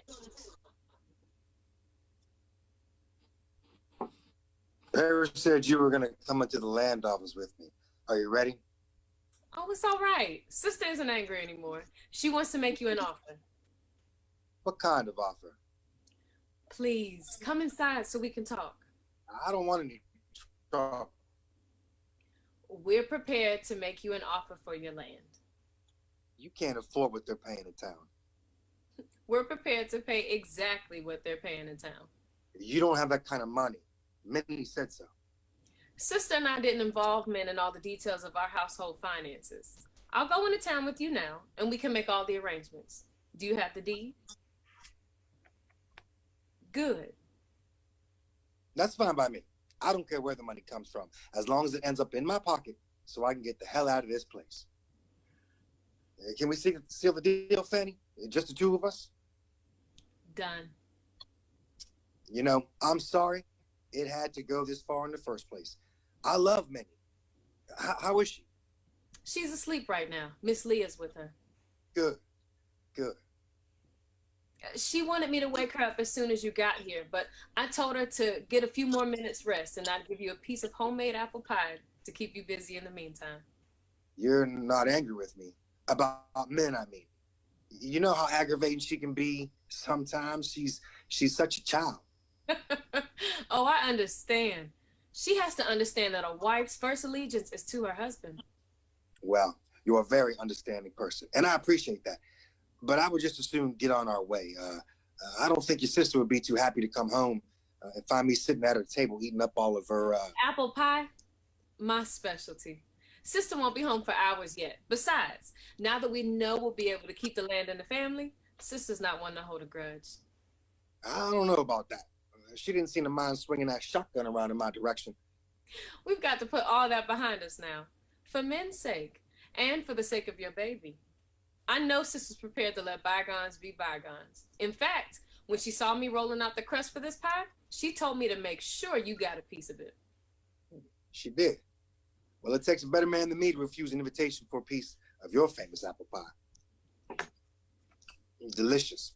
Well, you tell Sophie she's not going to have any work. She don't have to worry about Frank Charles anymore, or hanging around getting in her hair. Not me. This is delicious. As soon as we get everything signed and proper, goodbye, Nicodemus. Hello, London. They treat me like a human being, like a human being over there. You wouldn't believe it. Half the people we know don't even know I'm colored. I told Min if she was just a couple shades lighter, she could probably pass so we could travel first class all over the world. Nobody would suspect a thing. Don't get me wrong, we don't outright pass. We just let people draw their own conclusions. Can I get a glass of water, please? I feel a little strange. No, Frank. I don't think I can do that. Please, some water. My throat's on fire. What have you done? My God, please, help me, please.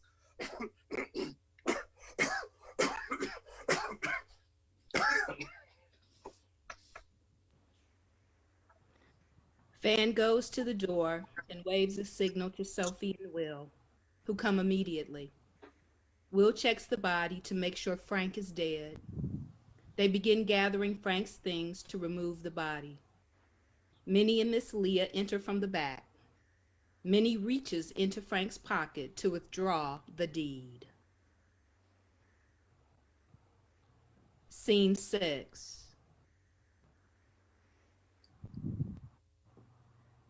Seven months later, April 1899. Miss Leah is sleeping in her chair at the table. The cradle is on the table and one of her hands touches it protectively. Minnie enters from the back, dressed for the dance in town. She walks to the door and stands looking out at the full moon.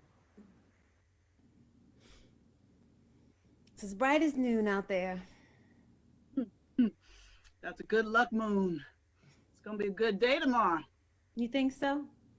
Oh, it's gonna be a good day every day. Well, how do I look? You look beautiful, baby sister. Is she sleeping? Her eyes are wide open. Look. Oh, hello, darling. She's thinking. Well, what can my sweet baby be thinking, huh? What are you thinking about? Leave this child in peace now. Everybody's got a right to their own thoughts. Well, do you think she's warm enough? Oh, you're gonna smother the child if you're not careful. You know, it's spring. Time to let some air get to her. I know. I even took my shawl off while I was hanging clothes out today. Now, you better stop that foolishness. It's still pneumonia weather. You just said when it was over, Miss Leah. Well, it'll be back before you know it.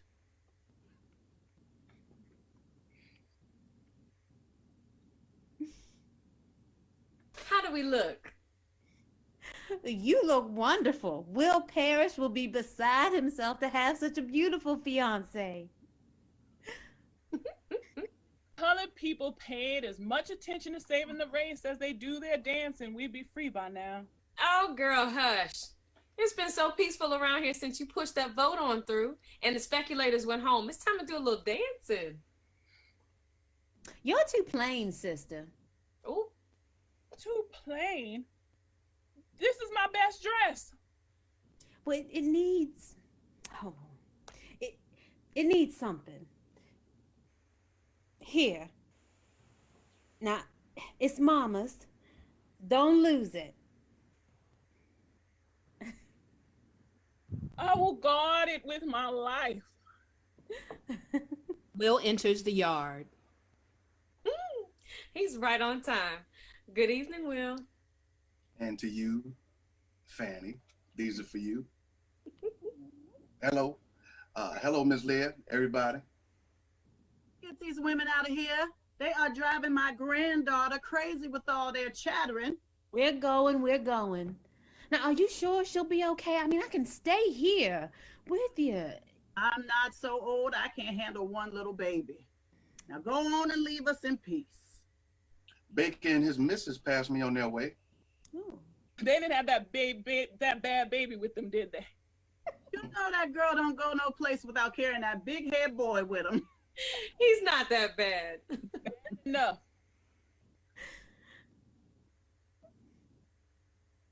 All right, is everybody ready? Good night. Good night, Miss Leah. Good night. Good night. Too plain. That girl will have me looking like a Christmas tree if I'm not careful. Oh, you look fine. Thank you. Now, don't you go making any speeches tonight. This is a dance. I won't, Miss Leah. Not tonight. Go on now. We won't be too late. Yes, my granddaughter.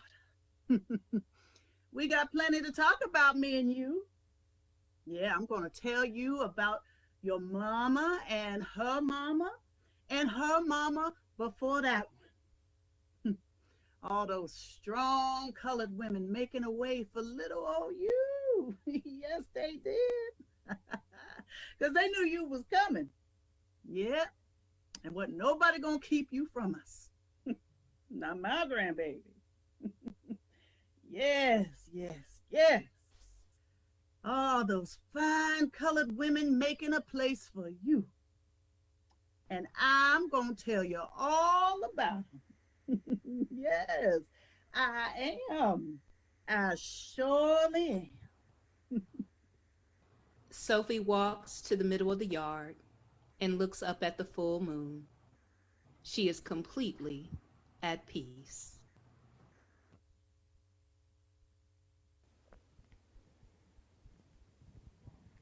My. I hope you enjoyed that presentation of Pearl Clegg's Flying West, produced virtually by the Damascus Theater Company in Pittsburgh. I'm the Reverend Dr. Leah Lewis, and I'm the founder and executive producer of the Great Lakes African American Writers Conference. I so hope you have enjoyed this production and all of the festivities that we engaged in this weekend. We're going to have a quick break. We're going to play a thank you to our sponsors. And when we return, we will have the playwright, Pearl Clegg, and we will have the cast of the Damascus production of Flying West. We'll return shortly.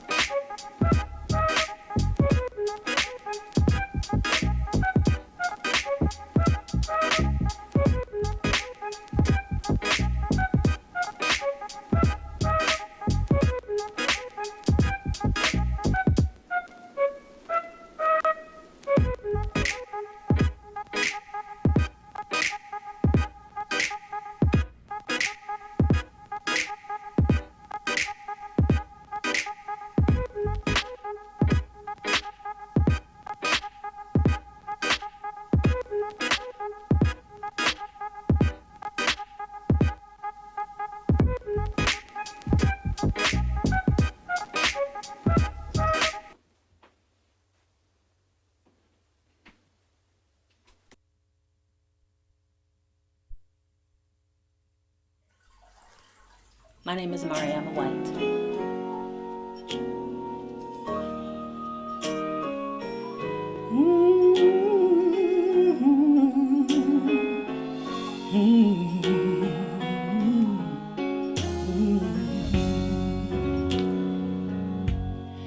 Lift every voice and sing till earth and heaven ring, ring with the harmonies of liberty. Let our rejoicing rise high as the listening skies. Let it resound loud as the rolling sea. Sing a song full of the faith that the dark past has taught us. Sing a song full of the hope that the present has brought us. Facing the rising sun of our new day begun, let us march on till victory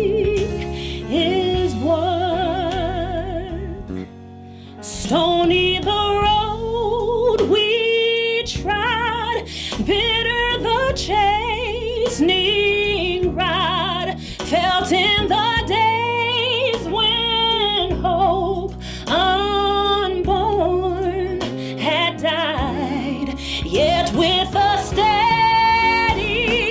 beat have not our weary feet come to the place for which our fathers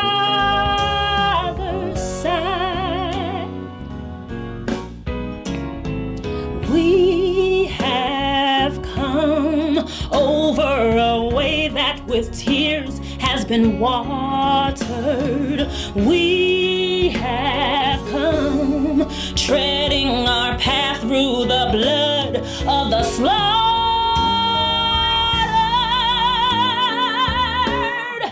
Out from the gloomy past till now we stand at last where the white gleam of our bright star is cast.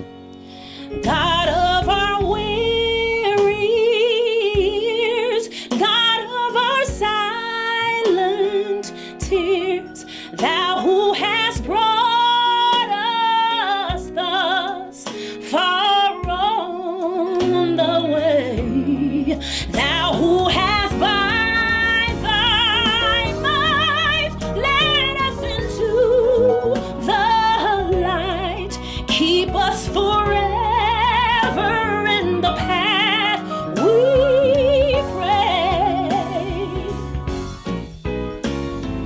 Lest our feet stray from the places, our God, where we met thee. Lest our hearts, drunk with the wine of the world, we forget thee. Shadowed beneath thy hand, may we forever stand true to our God, true to our native land.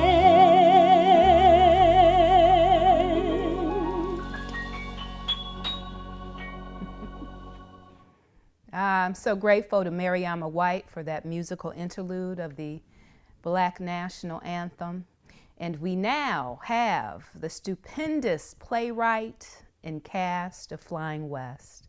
Joining us once again is the literary headliner of the GLAAWC conference, Ms. Pearl Clegg, and the cast and crew of the Damascus production of Flyin West.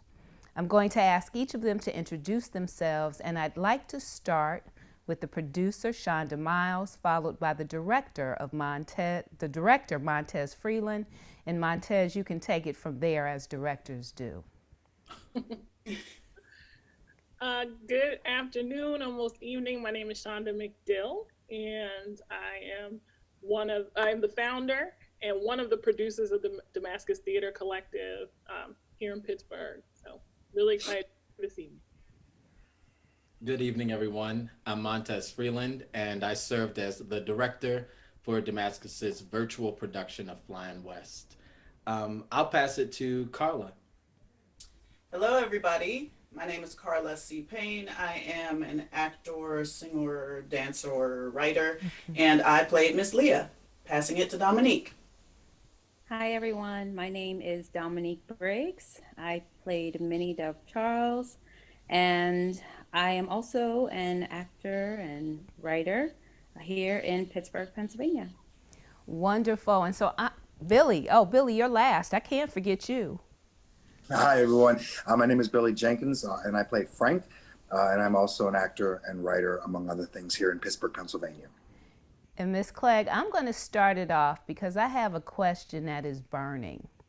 So Billy already knows how I feel about his character. What he doesn't know is that I have a crush on him, okay? So we have a love-hate relationship with Billy. But for both of you, I want to start with you because, Billy, I want you to talk about what it's like to play a villainous character. But after Miss Clegg talks about what it's like to write a villain and all of the many dimensions and facets that both of you had to address. And then after you respond to that, I want you as playwright and cast to engage in a conversation. Miss Clegg? Okay, so I can start talking about Frank, right? Yes. Well, I want to say, just before I talk about Frank, I want to thank you all for doing this play. I wrote this play 38 years ago. Wow. And the fact that you are still engaged with it, the fact that you appreciated it and wanted to do it in this new format, in this new world that we're all getting used to, it means so much to me. So I thank you all for being theater artists and for continuing to do the work that we have to do and for making this play continue to have a life. So thank you. Frank is one of the hardest characters I think that I've ever had to write, but also once I kind of relaxed into working with him as a character, he was so fun because he was so awful. He was so terrible. And most of the time I don't write characters who are just, you know, bad, who say the kind of stuff that Frank gets to say, which is just awful. But the thing is, what I was trying to do was show that even though usually when we're presented with this character, we don't realize that he was affected by slavery in the same way that all the other characters were, that nobody came out of slavery unscathed. And some people like Sophie were able to deal with it and were able to build on it. And like Miss Leah were able to build on the strengths that they had. But some people like Frank, because of his circumstances and because of who he was as a human being, he did not survive it intact. He came out with all of the evil that you could absorb from a system like that. So I had to be careful that I didn't make him one of those old-fashioned villains like Snidely Whiplash, you know, where he twirled the mustache and all that. He had to be a person where you could understand where Frank came from.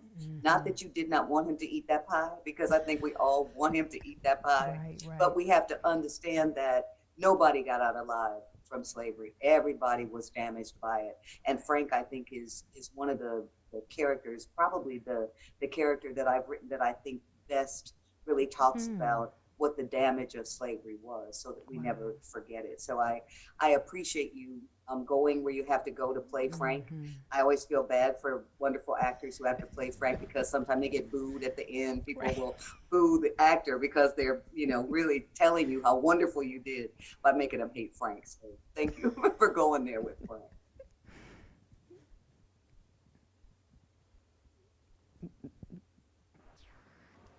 I think you're on mute, Billy. Do you have me now? Yeah. Okay, thank you. And to your point, I think that this forum really allowed for that booing not to happen. So I appreciate that we were able to zoom this particular production of the play. And as far as playing it, I do, to speak to your point, I think that it's a story that isn't told, you know, Frank's specific history and how he was affected, the character was affected at the time. And so starting at that point, I mean, first, the language is amazing. And as a person, I hate to say the things that Frank says or to act the way in which he acts. But obviously playing a villain is always great because they do have such interesting and at times horrible dialogue. But I think at its core, he speaks to a mass of people who, while aren't maybe sympathetic or understandable. And so that's what I think was interesting about playing Frank, is that you understand where he's from. You don't condone any of his actions because he is a terrible person. But to play a character like Frank is great because you don't always get to. Montez, take it away. I'm sorry, could you repeat that? Take it away. You're going to direct this segment. Okay, all right, no problem. Well, first, I definitely want to say thank you to Ms. Clegg for taking the time to write this story. And I wondered, as far as the inspiration behind writing the story, if whether or not it basically dealt with the idea of letting the world know about life in the West for African Americans, or if it stemmed from the idea of the muted history as it pertains to Black women during that time, well, during all the times, but specifically right after slavery, as our history was a little bit erased, so we think. Just kind of thinking, what was the impetus for writing this story? All of those things came in there as I moved along. But Flyin West is really different than anything else I've ever written, because I heard Miss Leah. I heard her talking to me when I was driving down the freeway. And I'm not one of those writers where I have like a mystical relationship and my characters talk to me. I wish they would talk to me. I have to struggle and pull the words together. But one day I got in my car and I was driving down the freeway in Atlanta. And the guy behind me was tailgating me going about 80, and I'm trying to drive my little car. And I heard a voice talking from the back seat as clearly as I'm talking to you now. And it was a speech that Miss Leah has talking about how all her children died and how she set off walking west. And if she'd had wings, she would have set off flying west. I'm driving down the freeway. I'm not a great driver. And I hear this and I'm saying, oh my God, someone has gotten in my car and they're talking. And I looked around and there was nobody there. I said, oh, I'm really, all these predictions that people have made, you're going to go crazy. You have gone. Get off the freeway. So I got off the freeway, pulled into a parking lot, and wrote down what she had said to me on the freeway. And it is in the play almost intact, that monologue that she has. So that I felt like this was actually something that came to me because the ancestors wanted me to write it. And again, I apologize for saying stuff like that because you feel like, oh, right, this is mystical. But in some ways it was because she was talking to me. I didn't know anything about Nicodemus, Kansas. Didn't know anything about Black people in the Old West. I mean, I'm thinking Old West, I'm thinking John Wayne, you know, all those things where it's like, no, evil to Native Americans, don't want to think about that. And then I had to start doing the research because at first I tried to put her in Atlanta, current day Atlanta in 1992 when I wrote the play. Said she could be really, really old. But August Wilson's already done that where the woman is really, really old. So I couldn't do that. So I had to go back and read all of this research about Black people going west and specifically Black women going west, what they faced, what it was like, all of those things. And then letters. Women wrote lots of letters home. All the women that went west in that way, they wrote letters home and talked about their lives. And when I started reading these letters, I was struck by how much what they were talking about in 1898 reflected what I was hearing and thinking and living with in 1992. They were talking about childbirth. They were talking about marital abuse. They were talking about loneliness. They were talking about friendship, all of those things. And once I was able to make that connection and understand that their lives are our lives, except for the specifics, it really allowed me to create a story that I think has helped this play live on. But it started with me hearing the voice of Miss Leah and having enough sense to know a sign when I see one and know that meant my job was to figure out what she was talking about and what play she was supposed to be in and write it for her. And I did. Wow. Can I say that you say you don't want to, you know, sound mystical, but it's funny because that's the word that I assigned to this piece because I did this piece years ago when I was young enough to play Minnie. And and the sounds, the voices from the characters as well as that particular cast, I've told this cast before, they resonated with me so strongly, deeper than I even realized they had until we started the read of this production, and I could still hear them, and I could still feel the energy from that piece, and I could still see the Juba dance that we, our director, Eileen J. Morris, had tied in a Juba dance for the ritual that the sisters do outside. So it really does resonate as a mystical type of piece that, like, when you said that, I got goosebumps because I'm like, that kind of described for me what that feeling was that I feel every time I hear these words. So I just want to say thank you for this piece and thank you for being obedient to the voice of Miss Leah and continuing on with writing the piece. I appreciate that because I think sometimes we apologize, and I hear myself do it all the time. We're saying things that seem to be mystical or magical because I know people who are not artists often will use that as evidence that we're all crazy, all of us artists, and we're mad in a good way. We're crazy in a good way, but it's sometimes I feel myself saying, okay, it's not really mystical, but it is. You know, it's not really magic, but it really is. So thank you so much, because I'm among artist friends. I can admit that was a mystical moment. Absolutely. Thank you. I'm glad that is that Eileen Boris, who's at the ensemble theater, who Yes. directed that. She directed it here in Pittsburgh for the Country Repertory Theater several years ago. Excellent. Yeah, I'm happy to just hear her name. Yep, Yes. absolutely.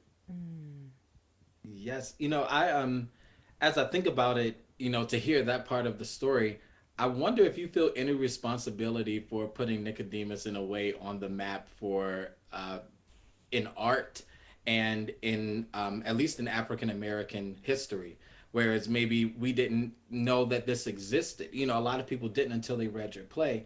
And I guess I'm asking you, but I'm also telling you that you you absolutely should, because at the same time in Pittsburgh a couple years ago, the University of Pitt produced Flyin West.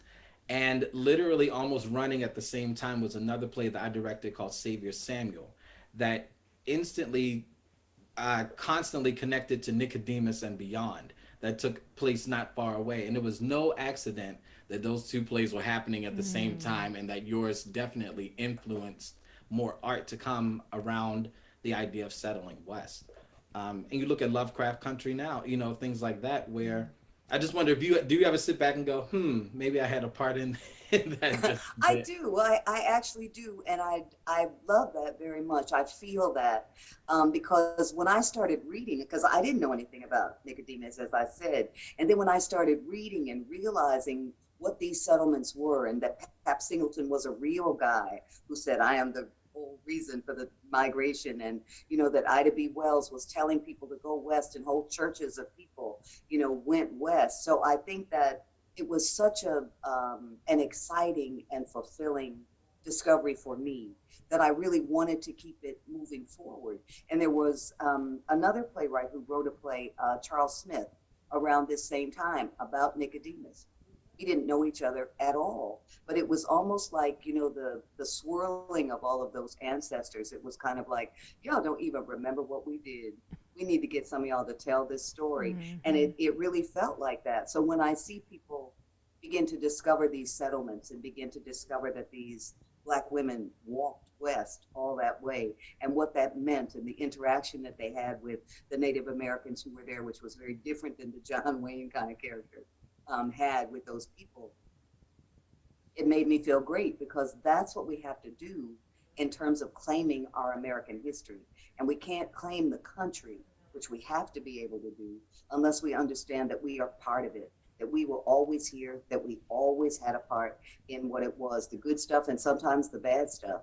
But I think that giving us that opportunity to discover our history through our stories, I think it's really important, because so many of us are not going to go research these settlements. But if they see a play like Flyin West, it's like, oh my God, I didn't know this because I felt it. So I want people to feel it when they see the play, to say, okay, what was that really like? And you know, could there be a character like Frank? And were there Black poets? And did they go to London? And all those questions that can make us understand that our lives are bigger than they're sometimes presented to us.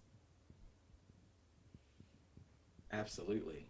I love the fact that Minnie is singing Puccini when she's walking through the woods, because my mother really loved Puccini, but she only would play it when it was Leontine Price singing Madame Butterfly. It had to be Leontine Price. So she loved Puccini, but we were Black nationalists, so it had to be a Black woman singing it. But I loved putting that in, because that was kind of a little gift for my mother and for Leontine Price, to say he heard her singing Puccini, and she was singing so beautifully, he had to follow her. And then, of course, he says the racist, I was tracking her like a wild Indian, because that's Frank. We had to pray for Frank. Speaking of Minnie, we have Dominique Briggs, who played the part. But Dominique is, besides actually, you know, the playwright being responsible for us being here, but I think Dominique should definitely take some responsibility for this group of people assembling, because it was her idea to bring it to Damascus as a production. Dominique, do you want to kind of talk about where that idea came from? Sure. Sure. I mean, first off, a lot of it came from some of the things that we've already said here.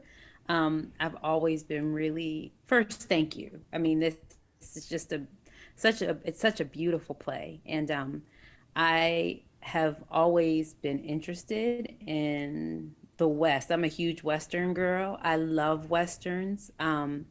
But I've always known white Westerns or Westerns that feature white characters. And so when I first read your play, I was like, wait a minute.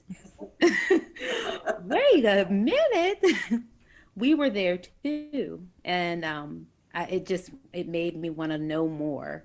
And so I went to Shonda and to piggyback off of what Montez had said, I was in Savior Samuel. So that on top of reading your play and being in Savior Samuel, it just kind of compounded wanting to just know more about this piece of history that I was so unaware of. I mean, we know about slavery, we know about the civil rights movement, but there's that piece of history about us West and our relationships with the Native Americans West that it's lost and it's not discussed. And so I was just so excited. After we finished Savior Samuel, I was excited, and I didn't want Savior Samuel to end. So I came to Shonda and I said, we should do Flyin West. And initially I had asked her if we could do it on stage, we should stage it. And then COVID hit, and it kind of, as with everything, smacked us all around and, made us all sit down. But the great thing about being artists is, and creative folk, is we figure out ways to come up with new solutions. And so that's that, we had Montez, who's an awesome director, and he was able to help us kind of, and Shonda, who, was able to figure out some things on how we could use this format to make it happen. But that was one of the reasons, that was the main reason why it was just this piece of history that I just wasn't ready to let go of when I finished Savior Samuel. And it was, I wanted to keep going. And when I had talked to some of my family and friends, they didn't know about it. They were like, Flyin West, is this true? And is this a true story? And I'm like, yeah, this is a true story. And this is, read about it, learn about it. There's still so much more out there that we haven't even, we're just scratching the surface. So so that's kind of where this came from. And I'm hoping that we can eventually stage it with this group of people, because we had such a great time together just on Zoom. I can only imagine what we can do when we can put it on its feet. But it was such an awesome experience, and it's still it resonates with all of us in such a beautiful way. So again, thank you for that. I appreciate what you said, and I think about the character of Will Parrish, who had relationships with Seminoles because he was in Florida. Then he had relationships with Mexicans because he was in Texas. So that it's really part of what I was hoping those characters would do, and that his character specifically would do, would be to say, we always knew it was bigger than the world we were being forced to live in. We knew there were other countries, we knew there were other independent First Nations of people, because we had an interaction with them, so that it wasn't like, he was just a beat down guy. He became a member of that Seminole community. He became a member of that Mexican community when they gave him those hot peppers, because they were his friends. So that it really, I think, is just part of that process of us understanding that we were always a part of the bigger world, and that trying to make us not know that is part of what oppression does, make you think you always existed as people held in bondage by some powerful people who were, better and bigger than you. And it's like, no, not true.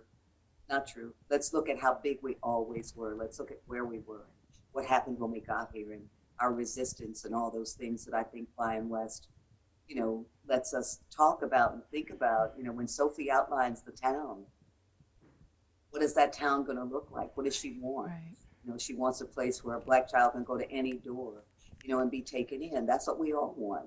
I live in a Black neighborhood in Atlanta. I would love for that to be true in my neighborhood. So it's the same things. We want good health care. She wants a doctor's office and a dentist's office. We want a book publishing company. All those things are the things that I want in my own Atlanta community, so that I put them in Flyin West, because that's what they wanted too. And it's a wonderful kind of journey to understand how connected we are to those people in a very concrete way. Every time we do this work, every time we write something down, every time we portray these characters, we're really a part of that work of keeping them alive by keeping ourselves alive as artists, which is, you kind of can't beat that. And part of keeping yourself alive as an artist, I think, is in a way putting yourself into your work, and you, because you're always there. At least I believe that's what playwrights can do, and you hinted at that. But is there any character in the play that maybe has more of your history or your story? When we were in rehearsals, we kind of hit upon a moment where the actress playing Fan, Jordan Welsh, she was a little bit like, whoa, this is a lot of stuff to say. Some of the opinions of being, a little more middle of the road, or, that today people would say, oh, maybe you shouldn't have that opinion. And in a way, I felt as though Fan was there. If Fan didn't say some of those things, then the play would just stop. She had to fan the flames in a sense. But if she didn't create the story, there would be no story to be written down. So I always thought maybe you were Fan in a sense. I love that. I love that. Who had to create, who had to stir the pot a bit to write this great story down. So, but that's just my theory. You can dispel it. I love it. That's what directors are supposed to do, have a theory, right? I think all of them, all of the women characters are very understandable, very known to me. I was much younger when I wrote the play, so that Miss Leah was a much less real character to me when she's, saying, I don't want no cane, I don't need no cane. I was writing in the abstract when I wrote this play. Then I got older and had arthritis in my knee, and I felt that same thing. Like, don't be handing me a cane. I don't need a cane. But you do. So you really just have to get over it. And now I look at Miss Leah and I say, oh my God, that was in my imagination. And now I know what that feels like. I understand what that feels like. I had the unfortunate part of my personal history. I was in an abusive relationship when I was at Howard University, a student. So I understood many. I understood that whole desire to hide from your friends what is happening, to hide from your family what is happening, because you're trying to work it out. And you feel like if you can just not say the wrong thing, maybe that violence won't happen, maybe the hitting won't happen. So that I understood Minnie as a character as well, and Fan too, because Fan really wants to be a peacemaker. She's forced them to bring that good china so she could set a beautiful table, and she's always done that. Even when she was watching her parents arguing, she was always trying to be a peacemaker. She was always trying to make everything perfect. And I think that I also understood that, so that it's really, sometimes when I look at these characters, the one that I don't feel like I have a lot in common with, I do feel like I understand Frank really well. Being a person who is the complexion that I am, I have run into a lot of light-skinned people who have a lot of conflicted ideas about things. And people will say to me the same way they were talking, the Fan was talking about Sophie, well, you don't ever seem to be confused. I mean, look how light you are, you're not confused. And I said, no, I'm not confused. People who look at me are sometimes confused, but I know exactly who I am. So that part of that, I think, was something that was known to me. The character who is less, I think, directly traceable to me is Will, who I love so much, but I'm not adventurous. I can't ride. I don't know how to grow things, all of that. But I feel like what I love about him is he knows how to be in love. He is so in love with Fan, and all of that, where he's walking with her and that line. And when we first did this play, Kenny Leon directed the first one. And he used to tease me all the time. Every time he would see me after we did the play, he would say, "Walking with you has been the pleasure of my day," because he thought that was such a romantic line. And that I think is what I love about Will. He's able to be a person who says, you know, if Frank needs killing, I can do it. And he's also the one who is just able to be absolutely romantically in love, which is a great combination, you know, for someone to be able to be that protective and that strong and also that sweet and vulnerable. And I love that about him as a character.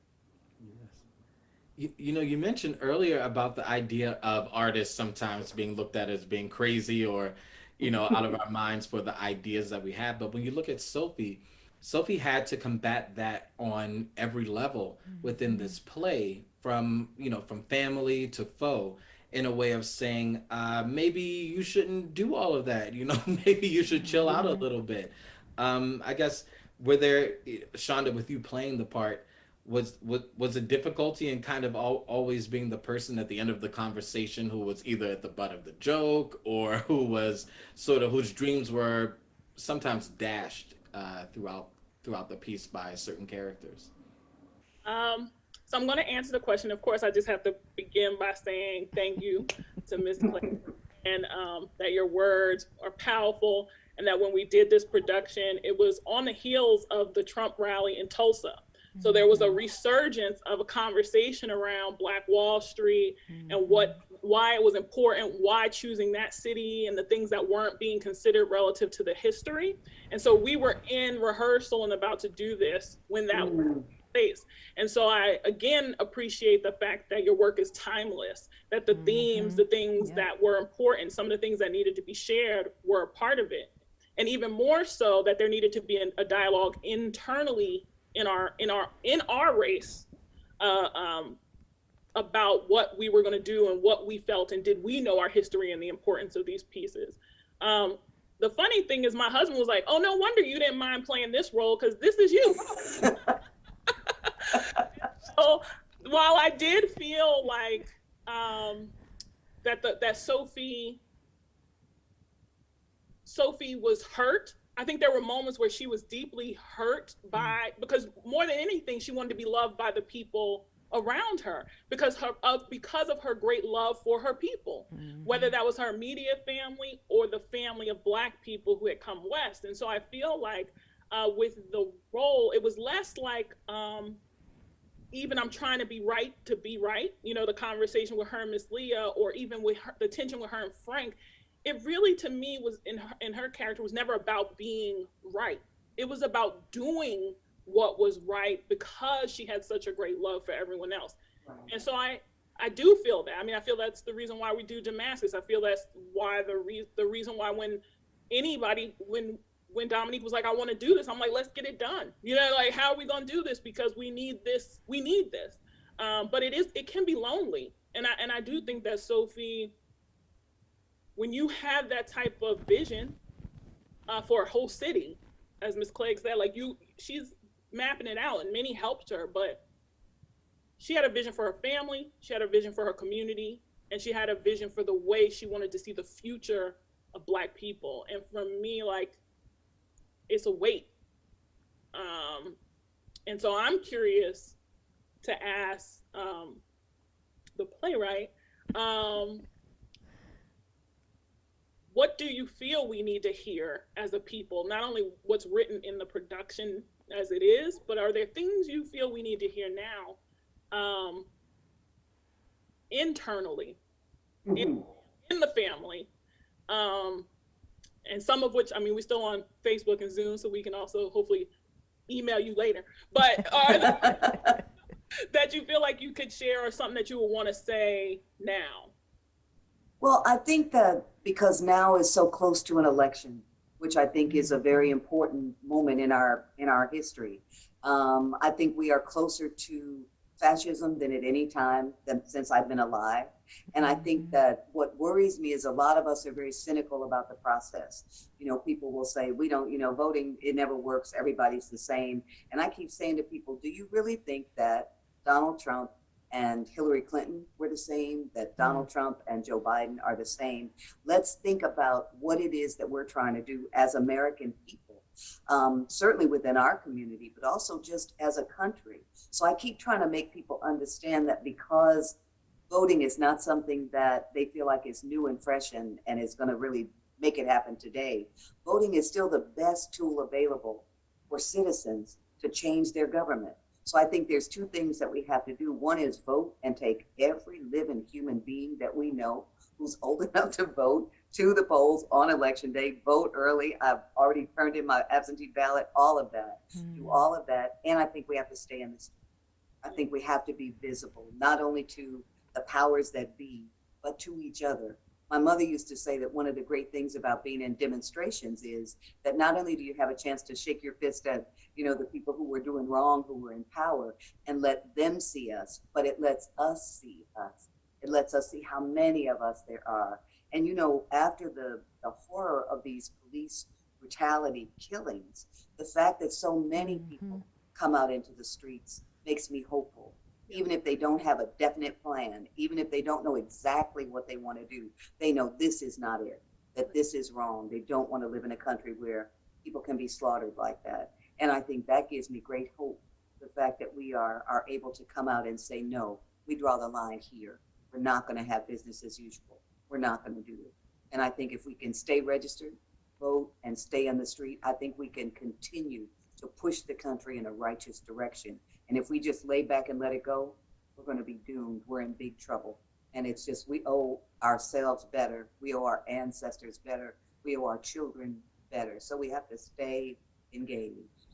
It's so amazing that that was still the message even to me in Flyin West, because so much hinged on a vote, so much hinged in that play on everyone agreeing to the speculation and this vote that was going to happen around everyone agreeing. And so I know it was, like you said, so many years ago that you wrote it, but to think that so many of those themes are critical now is, it speaks to your genius, but it also speaks to some things in ourselves that we need to reflect on and do differently moving forward so that we can ensure our future. That's why that play has a happy ending, because they get the vote. They are together. People don't like vigilante action, but somebody had to deal with Frank, and they did that. Yeah. So they took care of each other. So the baby's safe, the women are safe.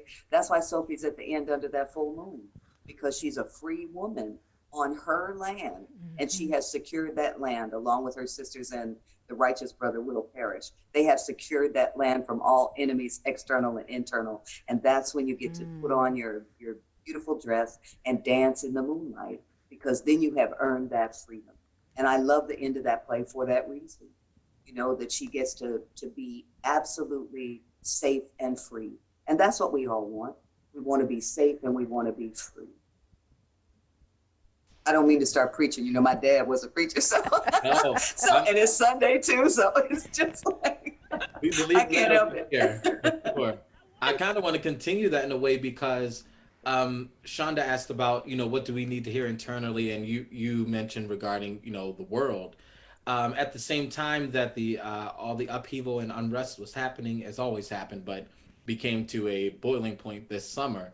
The same thing was happening within within the theater community, and how a lot of people were saying it's now time to be visible within the community to the oppression, which I like to say, that has happened to Black artists in American theater since the beginning of time. At one point, your play was the most produced play in the country. Yeah.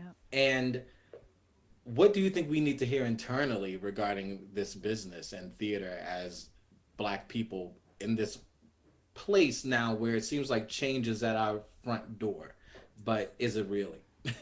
I think we have to do two things. One is that we have to continue to push these big institutions. I'm currently in residence at the Alliance Theater, which is a big regional theater in Atlanta. We have to continue to push those institutions to reflect the communities where they are, on the stage, on the staff, in everything that they do. We have to continue to push them. But we also have to continue to understand how important our own theaters are. I feel sorry for a lot of young theater artists, because they came up having to defy and scream and holler and beat their fists against the door of these big theaters that are mostly controlled by gatekeepers who are not people of color.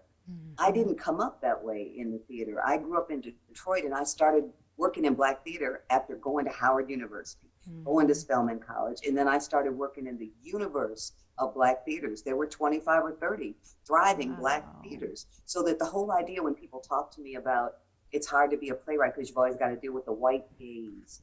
And when people first started talking to me about the white gaze, I said, what the hell is the white gaze? I don't know what you're talking about.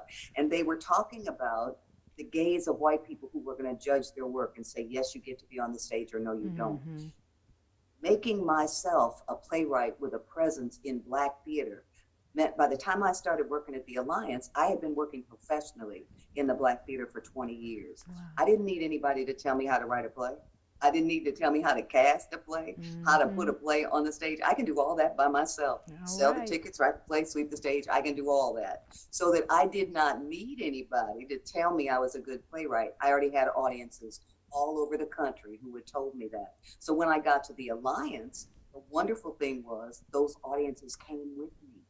So that when my shows go up on the stage at the Alliance, the audience is a lot more diverse than it usually is, because I brought an audience with me. I didn't come there saying, please help me connect to an audience. Please help me realize that I'm a playwright, legitimize me. I didn't have that. And I think that that is something that is so important for us as Black artists, to be able to come of age and learn our craft without having to worry about are white folks gonna like it or not. What we have to define is who the audience is we're talking to. And the question always is, are they going to get it? Are they going to like it?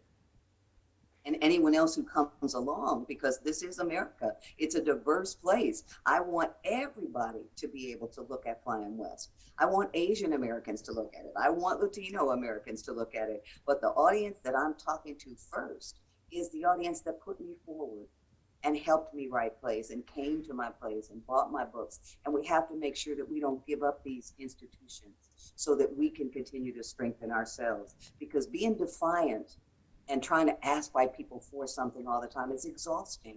It makes you lack confidence. It makes you sad. It doesn't make you feel like you're in charge, rather than saying, I wrote the play, a Black theater put the play on, and Black audiences embraced it. That takes out any need to be defiant. That puts you in the position of only having to be excellent, so that the Black folks who come to the theater will come up to you afterward as the playwright and say, that's exactly what I was. And they'll say the same thing to the actors. That's my uncle, that's my brother, that's who I know. So I think we have to keep both. We have to keep our institutions while we expand our presence in all institutions. And if I may, Montez, I would say that if we put Flyin West on our current society, there are a lot of Franks who aren't in it for the betterment of the community. And there are a lot of Franks in our own community who would seek to maintain the status quo because it's beneficial for them specifically and not for the community, in my opinion. I think that's true, because Frank is always behaving as an individual. He's always and only looking out for Frank. And we always have people like that who are only looking out for their own advantage. We have to understand how to recognize them and not reward them for that behavior, and make sure that we're looking for people who are trying to bring all of us forward, and not just make $1 million and then move somewhere away from us, but who can, who want to be a part of something. May I jump in here? I want to talk about the audience a little bit more. I'm curious to know, who is the audience for Flyin West, and do you think there is overlap with an audience who would go see a Tyler Perry production? That's for Miss Clegg, who needs to be unmuted. There I go. Sure, I think there's an overlap, because I think that Tyler Perry, who writes very differently than I do, but Tyler Perry loves his Black audience.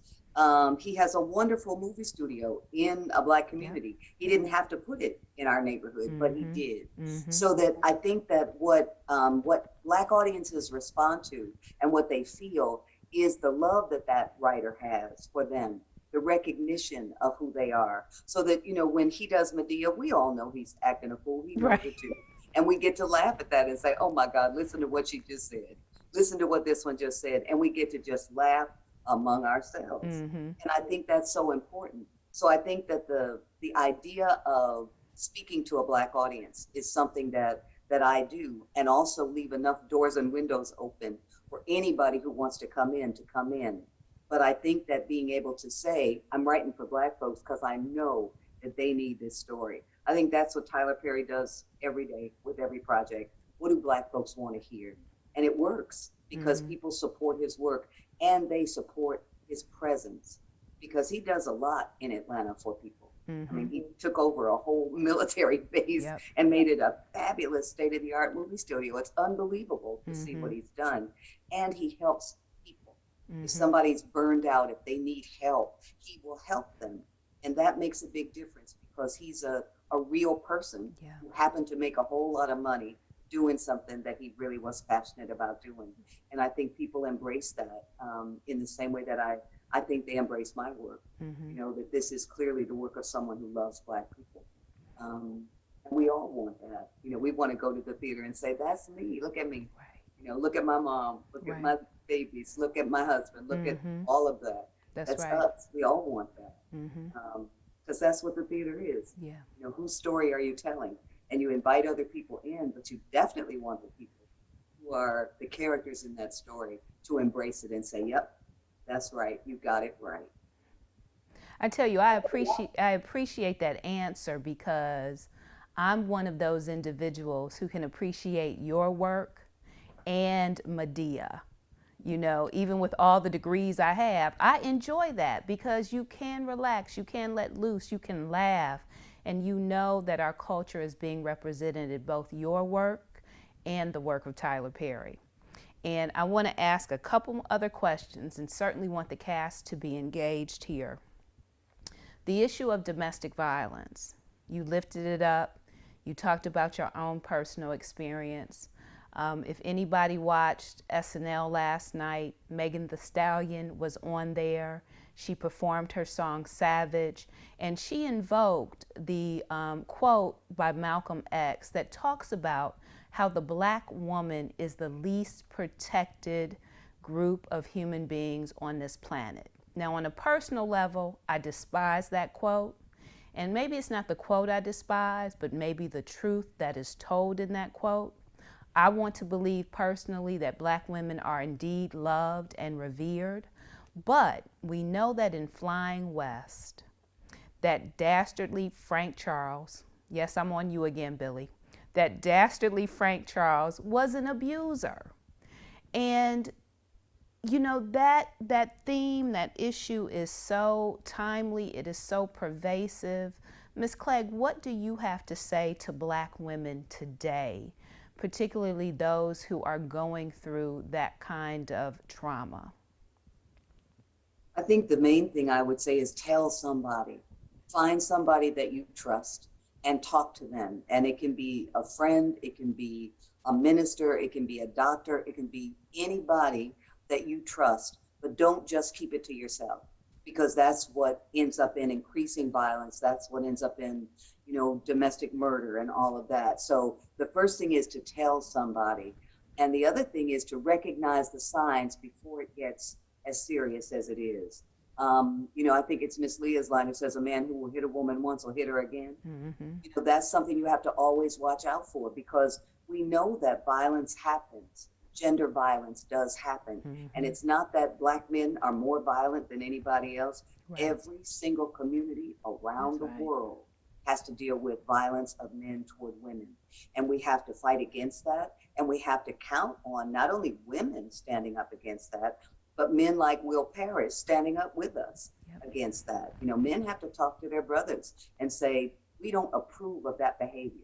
You know, we will ostracize you if you behave that way, and we will protect the women that you're abusing. So that we have to to keep that conversation going.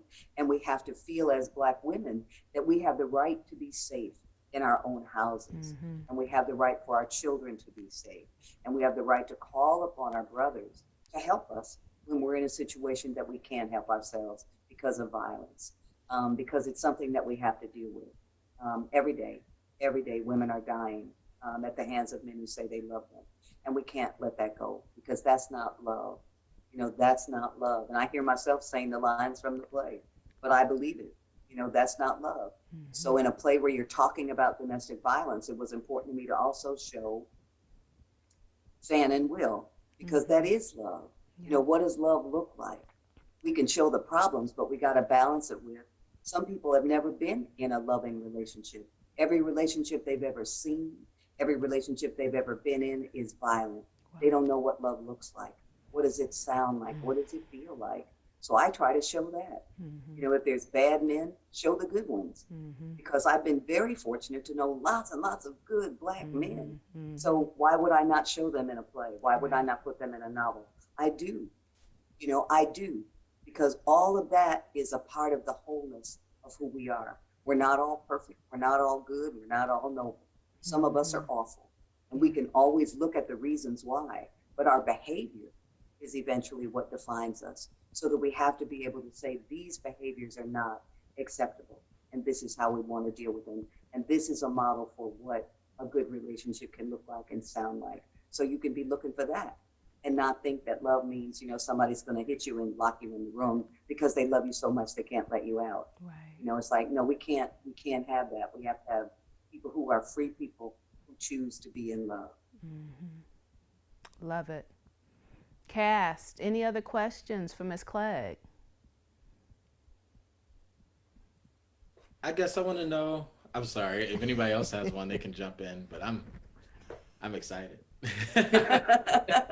Really, truly, to have you here is like truly exciting. And thank you. It's great. You don't always get these opportunities to, right. you know, to touch down with the people who are directly responsible for your knowledge of art and the world. And so, you know, in this particular manner, as this world is changing and this business is changing, how does it feel to have your plays possibly, you know, your play done in this format, or potential work in the future done in this virtual way? Well, I think we have to adapt. It's just what we were saying before, that we're artists and we're going to do this work.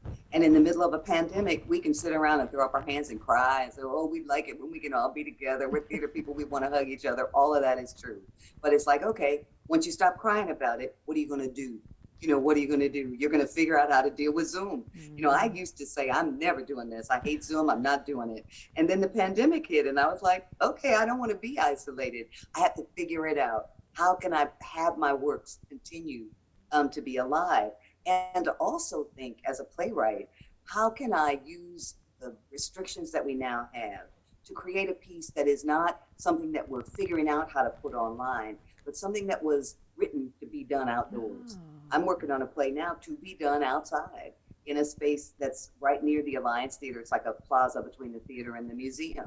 And it's like, okay, I'm going to write a play for that space because there's all kind of different levels. I mean, I'm not a director, but there's all kind of stuff. There's a pond, there's a big statue, there's a big tree, there's a garden. And I'm saying, okay, what can I do to challenge myself to write a piece that can be done safely distanced outside in this pandemic moment? And it's very exciting because I never would have thought about writing a play to be done outside. I mean, I like the theater, I like the lights, I like all of that stuff where you talk to the designers and they make it become Nicodemus, Kansas at twilight. I love that. But if we can't do that, what can we do? You know, let's see what we can do outdoors. You know, I live in Atlanta. It's warm here most of the year. You know, let's see what we can do outside. And it's not new to me. You know, I came of age as a writer in the 60s, and we used to do all kind of plays outside. You know, we were trying to make revolution. So we would, you know, go do a play in front of the pool hall. And those brothers were like, we are trying to gamble in here. We do not want to see a bunch of college kids doing a play about making revolution. But we were doing it, so that the idea of doing a play outside is not something that I've thought about for many years. But now I am, because I think that's what we have to do. You know, how do you as a director figure out a way to still do what you do?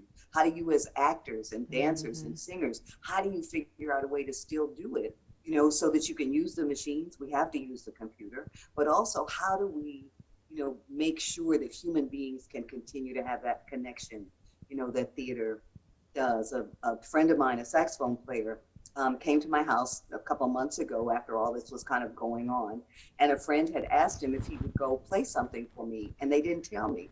So I look outside, and there's my friend, pulls up outside, and he's a wonderful saxophone player. He got out the car with a mask on. Me and my husband came out on the porch. He took his mask off and played Lean on Me. And we just sang from the porch, and we're, you know, we're singing. He's playing the saxophone on my front walk.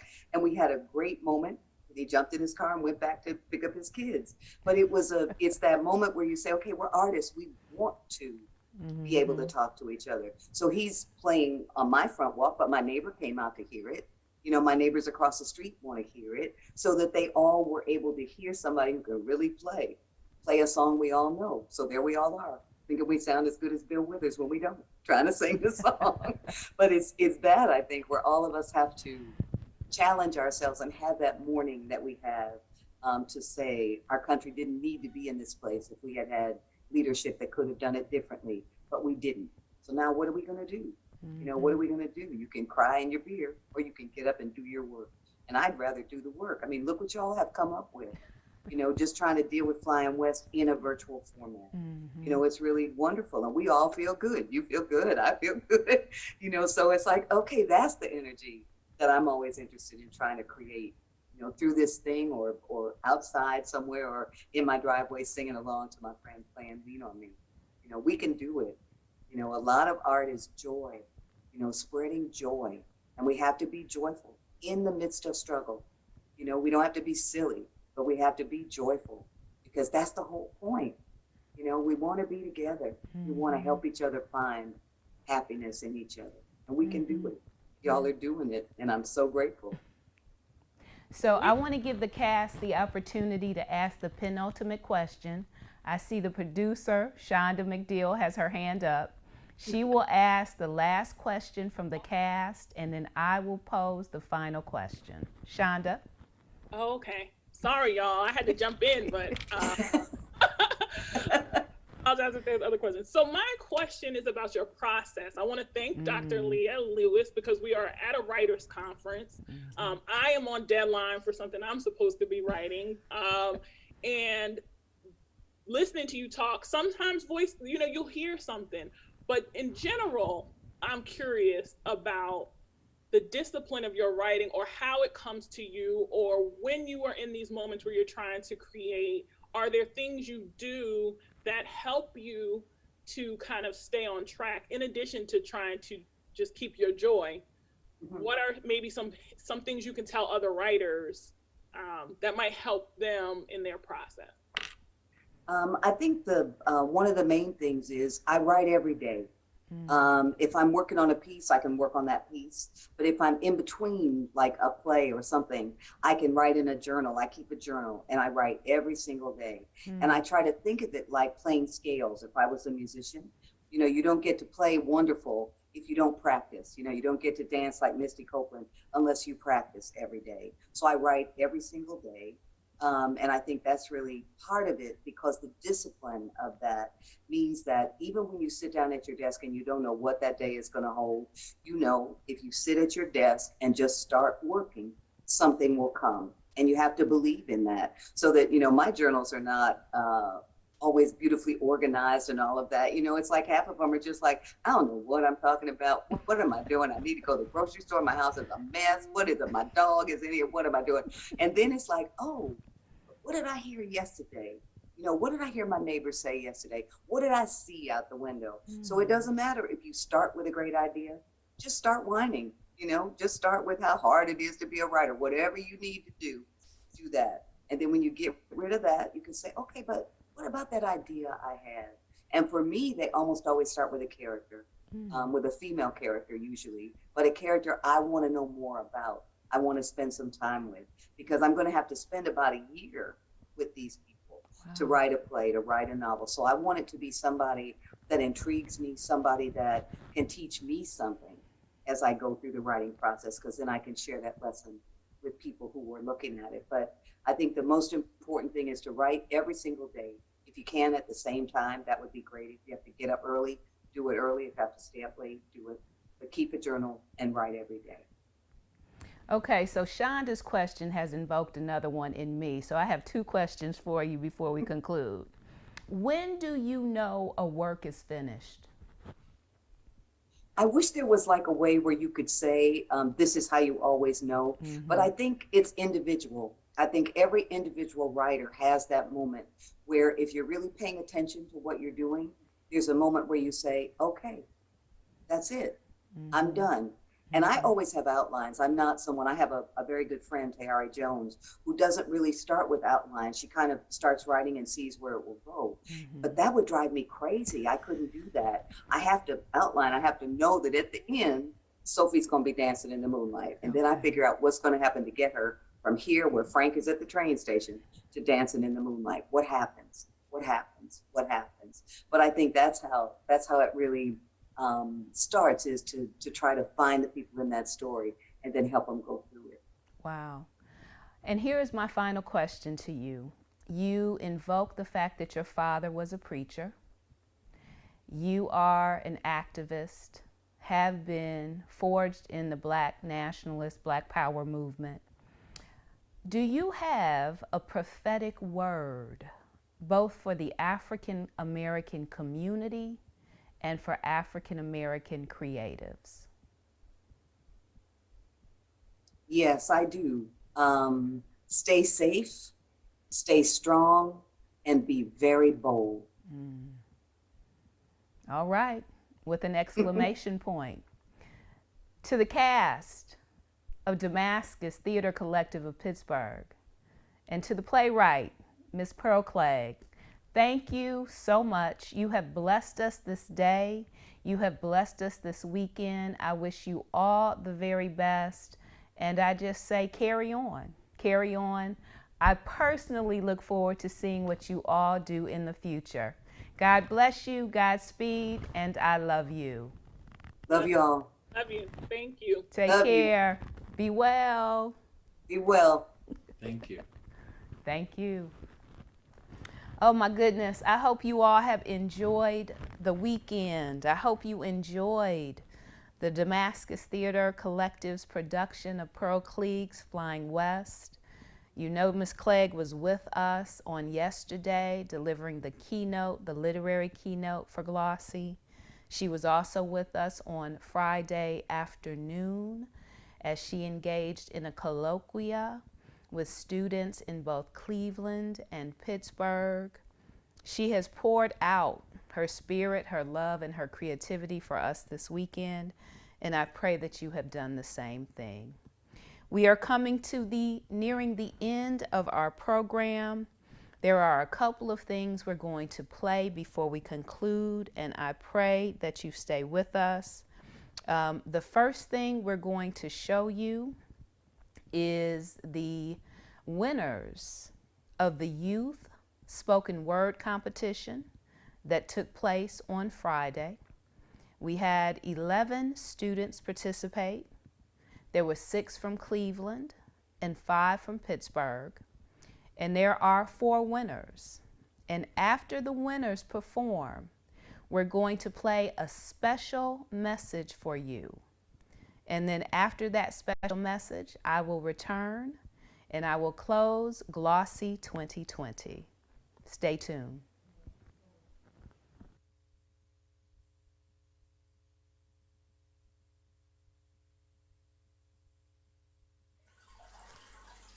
I'm exhausted, slaved away to the age-old cycle of maturity, unsure of the destination my whistle will blow, particles floating into an abyss only to find its way to the ground. I'm tired, pressed against the curb, my body aches, body quakes, body shakes, trembling underneath your shattered gaze. I'm stuck in the cycle of clouded hate, but let me stop and get back to what's at stake. I'm debilitated, bruised and blistered where it hurts the most. My mind scarred by the white noise that plays every night. Channel 8 news, sputtering and coughing, choking on the oxygen that fills my world, polluted with toxins spewed from your corrupted ideologies. I grip onto the gravel as your knee snaps my freedom in half, and now I'm yours. Take my hand in marriage until death do us part, but that won't last for long, will it? As death does me part, you've broken my heart and my trust. But let me stop and step back into my place, the sunken place, sunken into your shackles that force me into my place, complacent with the tragedies you bestowed upon me, upon us. I can't sit back and let you spit in my face. I'm weak. There's nothing I can do. I'm just a kid. Everybody tells me to stay in my place of complacent abuse. I'm just a kid. I am of no use. I sit around writing for a change I'm not even allowed to change. Static movement in my brain, a dynamic progression that's hard to move, shackled in the cuffs of maturity, unable to break free until 9 + 9. I wish that y'all would listen, but it's all no use. I'm just a kid. Still, this poem is titled In Case You Forgot. In case you forgot, red blood scattered on suburban streets, dehumanizing Orange County jumpsuits, yellow summer sun on hot plantation, green leaves go great with strange fruit, blue ocean is tuned for mutilated African bodies, purple scars on lit backs and legs, and feet and hands and ribs, white broken bones from white men and white cone hats, and when you mix it all together, you get black, as in our black skin, black equals melanin, black rubber bullets, black like my hoodie, for Trayvon Martin, black like hashtags paired with lifeless black bodies, black like live lost to police brutality at a fucking police brutality protest, black like activism, black like Little Miss Flint, Winter Brienne, black like the hood, black like soul food is meal fit for kings, chitlins, collard greens, cornbread, black like seasoned food, Beyonce, black like queens, like Cleopatra, Nefertiti, Nandi, Nikki, black like Africa, the motherland, black like Mansa Musa, Shaka Zulu, Ida B. Wells, Frederick Douglass, black like HBCUs, black like innocent adolescence is a black fairy tale for black children, black like be home by the time the streetlights come on, black like black mother saying, I brought you in this world and I can take you out, black like she wasn't just talking to her kids, black like she was talking to white people, so I say it again, white people, we brought you in this world and we can take you out, because white people, you ain't shit but a mutation of our genes, black like hands up, no shoot, black like harsher sentences, black like the wrongfully convicted, Central Park 5, Emmett Till, Centoya Brown, Mary Turner, 26, Ed Lang, that's just to name a few. Black like systematic oppression is yin and black people are yang, black like the original Lady Liberty, black like the original Wall Street, look it up. Black like before they grew, Central Park, it was a flourishing color community. Black like Fannie Lou Hamer, Huey P. Newton, Aretha Franklin, Marvin Gaye, Billie Holiday. Black like Ava DuVernay, Angela Davis. Black like people don't know that the first 8 presidents of this country was actually black. Black like you talk about looting, polluted Africa's resources. Black like Black Lives Matter.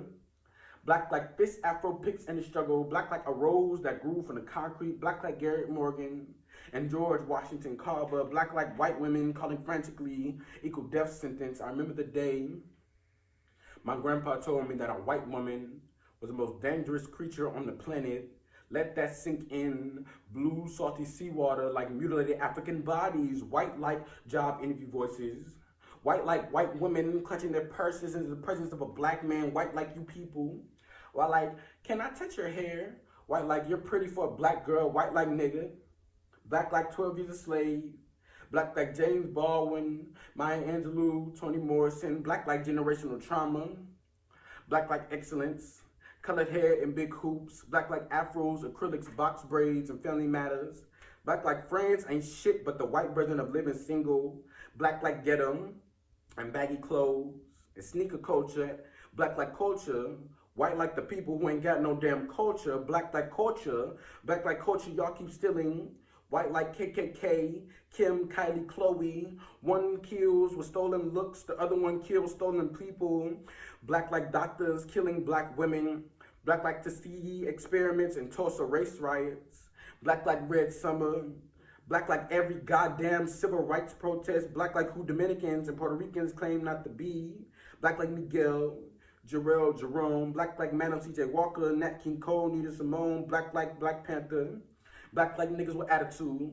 Black like Bone Thugs and Harmony. Black like Tupac and Biggie. Black like even Gandhi's peaceful ass was racist. Black like J. Cole. Black like Diverse.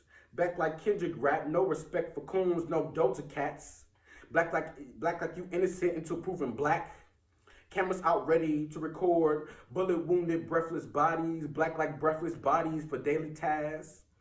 Jogging, walking, running, wearing a hoodie, sleeping, selling CDs, driving, playing at the park, buying Skittles, going home, having broken tail lights. Black like chalk it up to suicide. Black like breathless bodies for misdemeanors, selling cigarettes, running a red light or writing the bad check. Black like 7 minutes of I can't breathe. I can't breathe. I can't breathe. Black like calling out for your deceased mother because I can't breathe. Black like take your knee off our necks. Black like protests seen as riots. Black like I can't cry no more, just anger. Black like they put civil rights pics in black and white so we would get over it. Black like we always had to get over it. Black like get over slavery, that shit was 400 years ago, but never forget 9/11. Never forget that a white man gave you freedom. Never forget that we owned you. And never forget to stay in your place.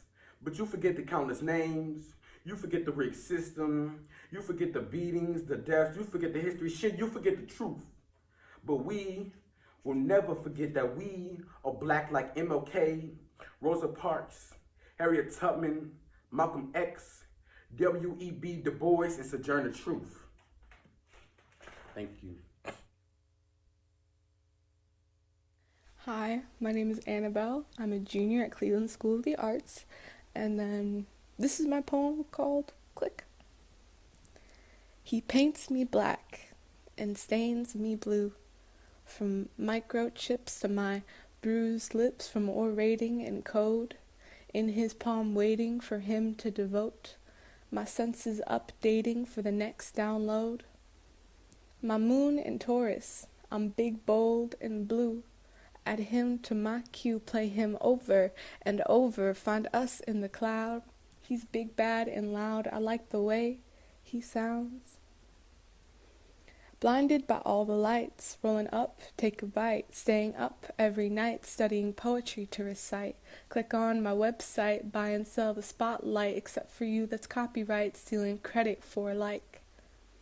Try and tell me what to write, steal my pen, steal my life, the screen record your Insta live, the truth you won't derive. Back up your hard drive, you need a follow to survive.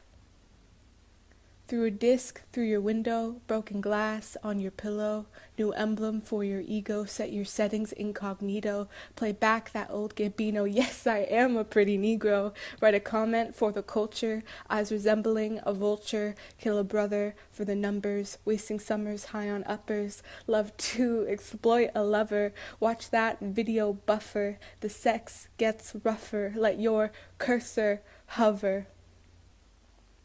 Remember your mother and your sisters and your brothers, and watch him stuff her and watch her suffer. Remember the numbers and the sound of the click. Thank you.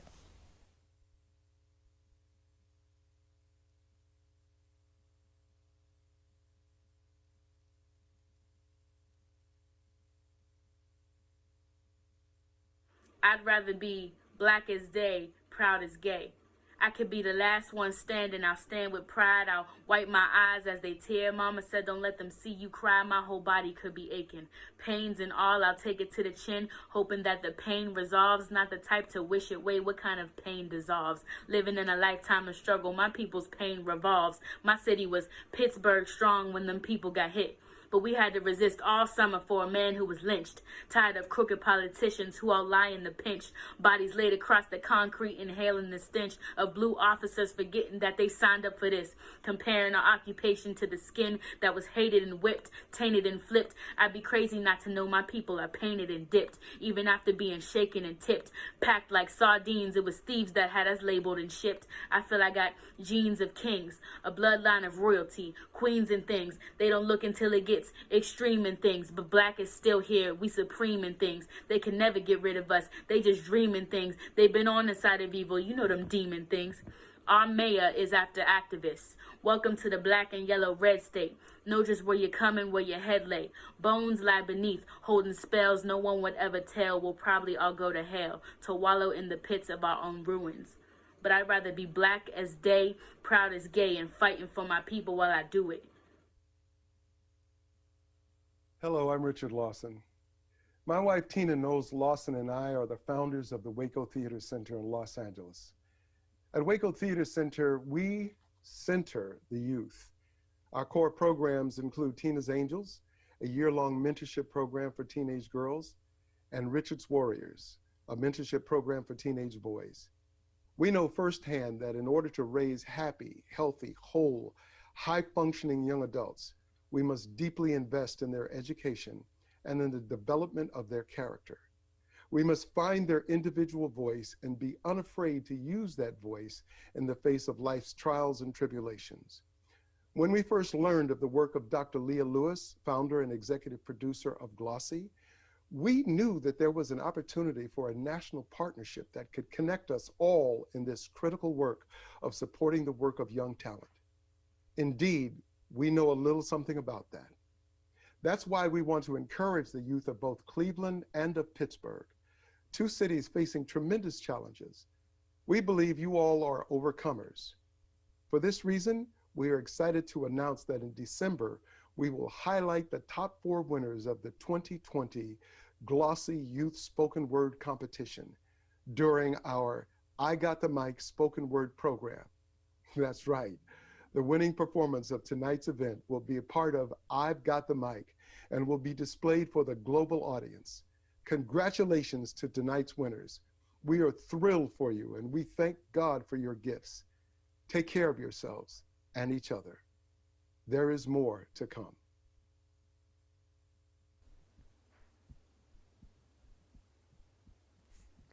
So I know women of a certain age just lost their minds looking at the video of the actor Richard Lawson, who is married to the mother of Beyonce, Miss Tina Knowles Lawson.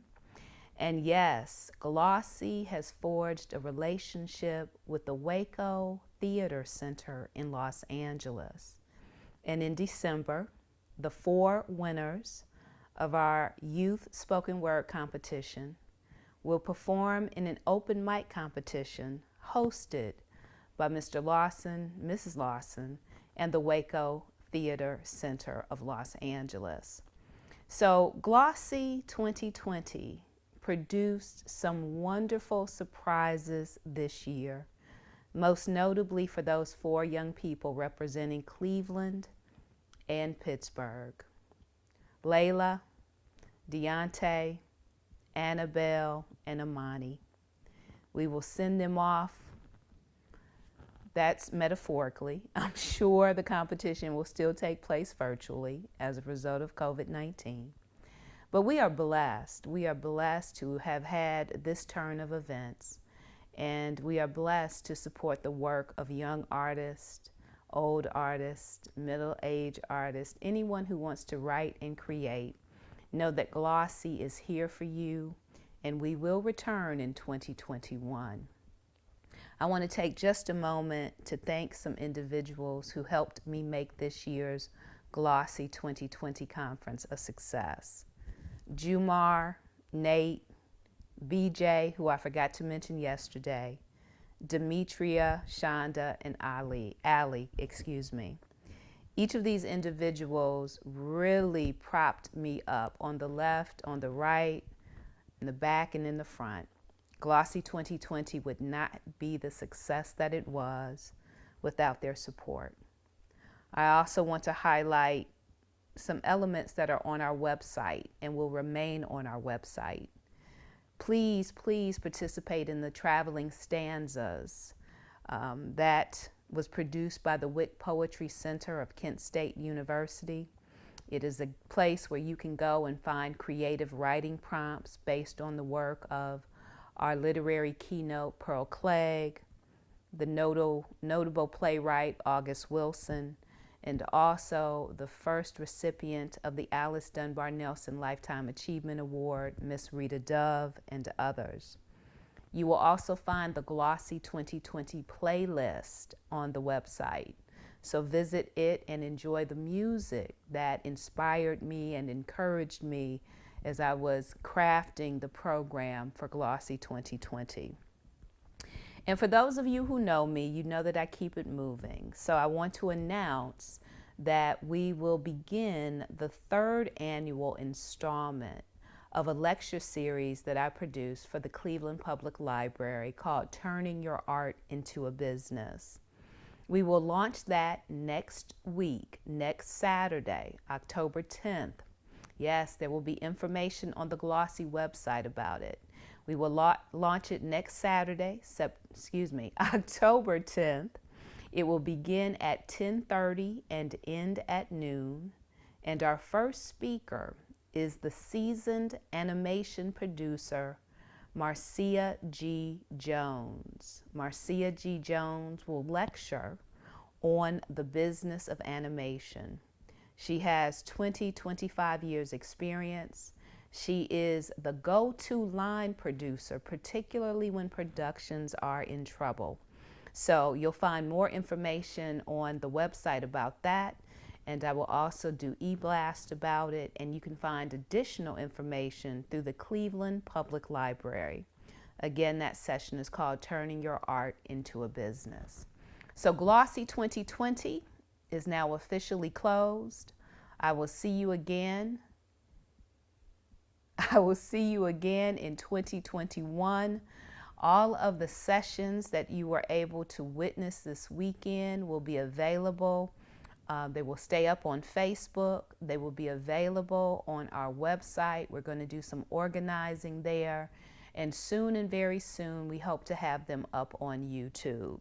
So all of the valuable information you were able to see this weekend, or if you missed something, that information will remain. You will have access to it. So for now, I say take care, be well, God bless, and Godspeed. Until I see you next year. As always, we are indebted to our sponsors and partners. We're so grateful to the following organizations for supporting GLAAWC 2020. Of course, the East Cleveland Public Library, who we've been in partnership with from the very start in 2018, as well as the Cleveland Foundation. This year, we're thrilled to welcome the August Wilson House of Pittsburgh. Once more, we thank Dominion Energy Foundation for their support, as well as Cuyahoga County Arts and Culture, the St. Luke's Foundation. This year, we welcome United Black Fund and Overdrive, as well as City of Asylum and Get the Bag, and our community partner Unbar, who is actually hosting a virtual viewing party today.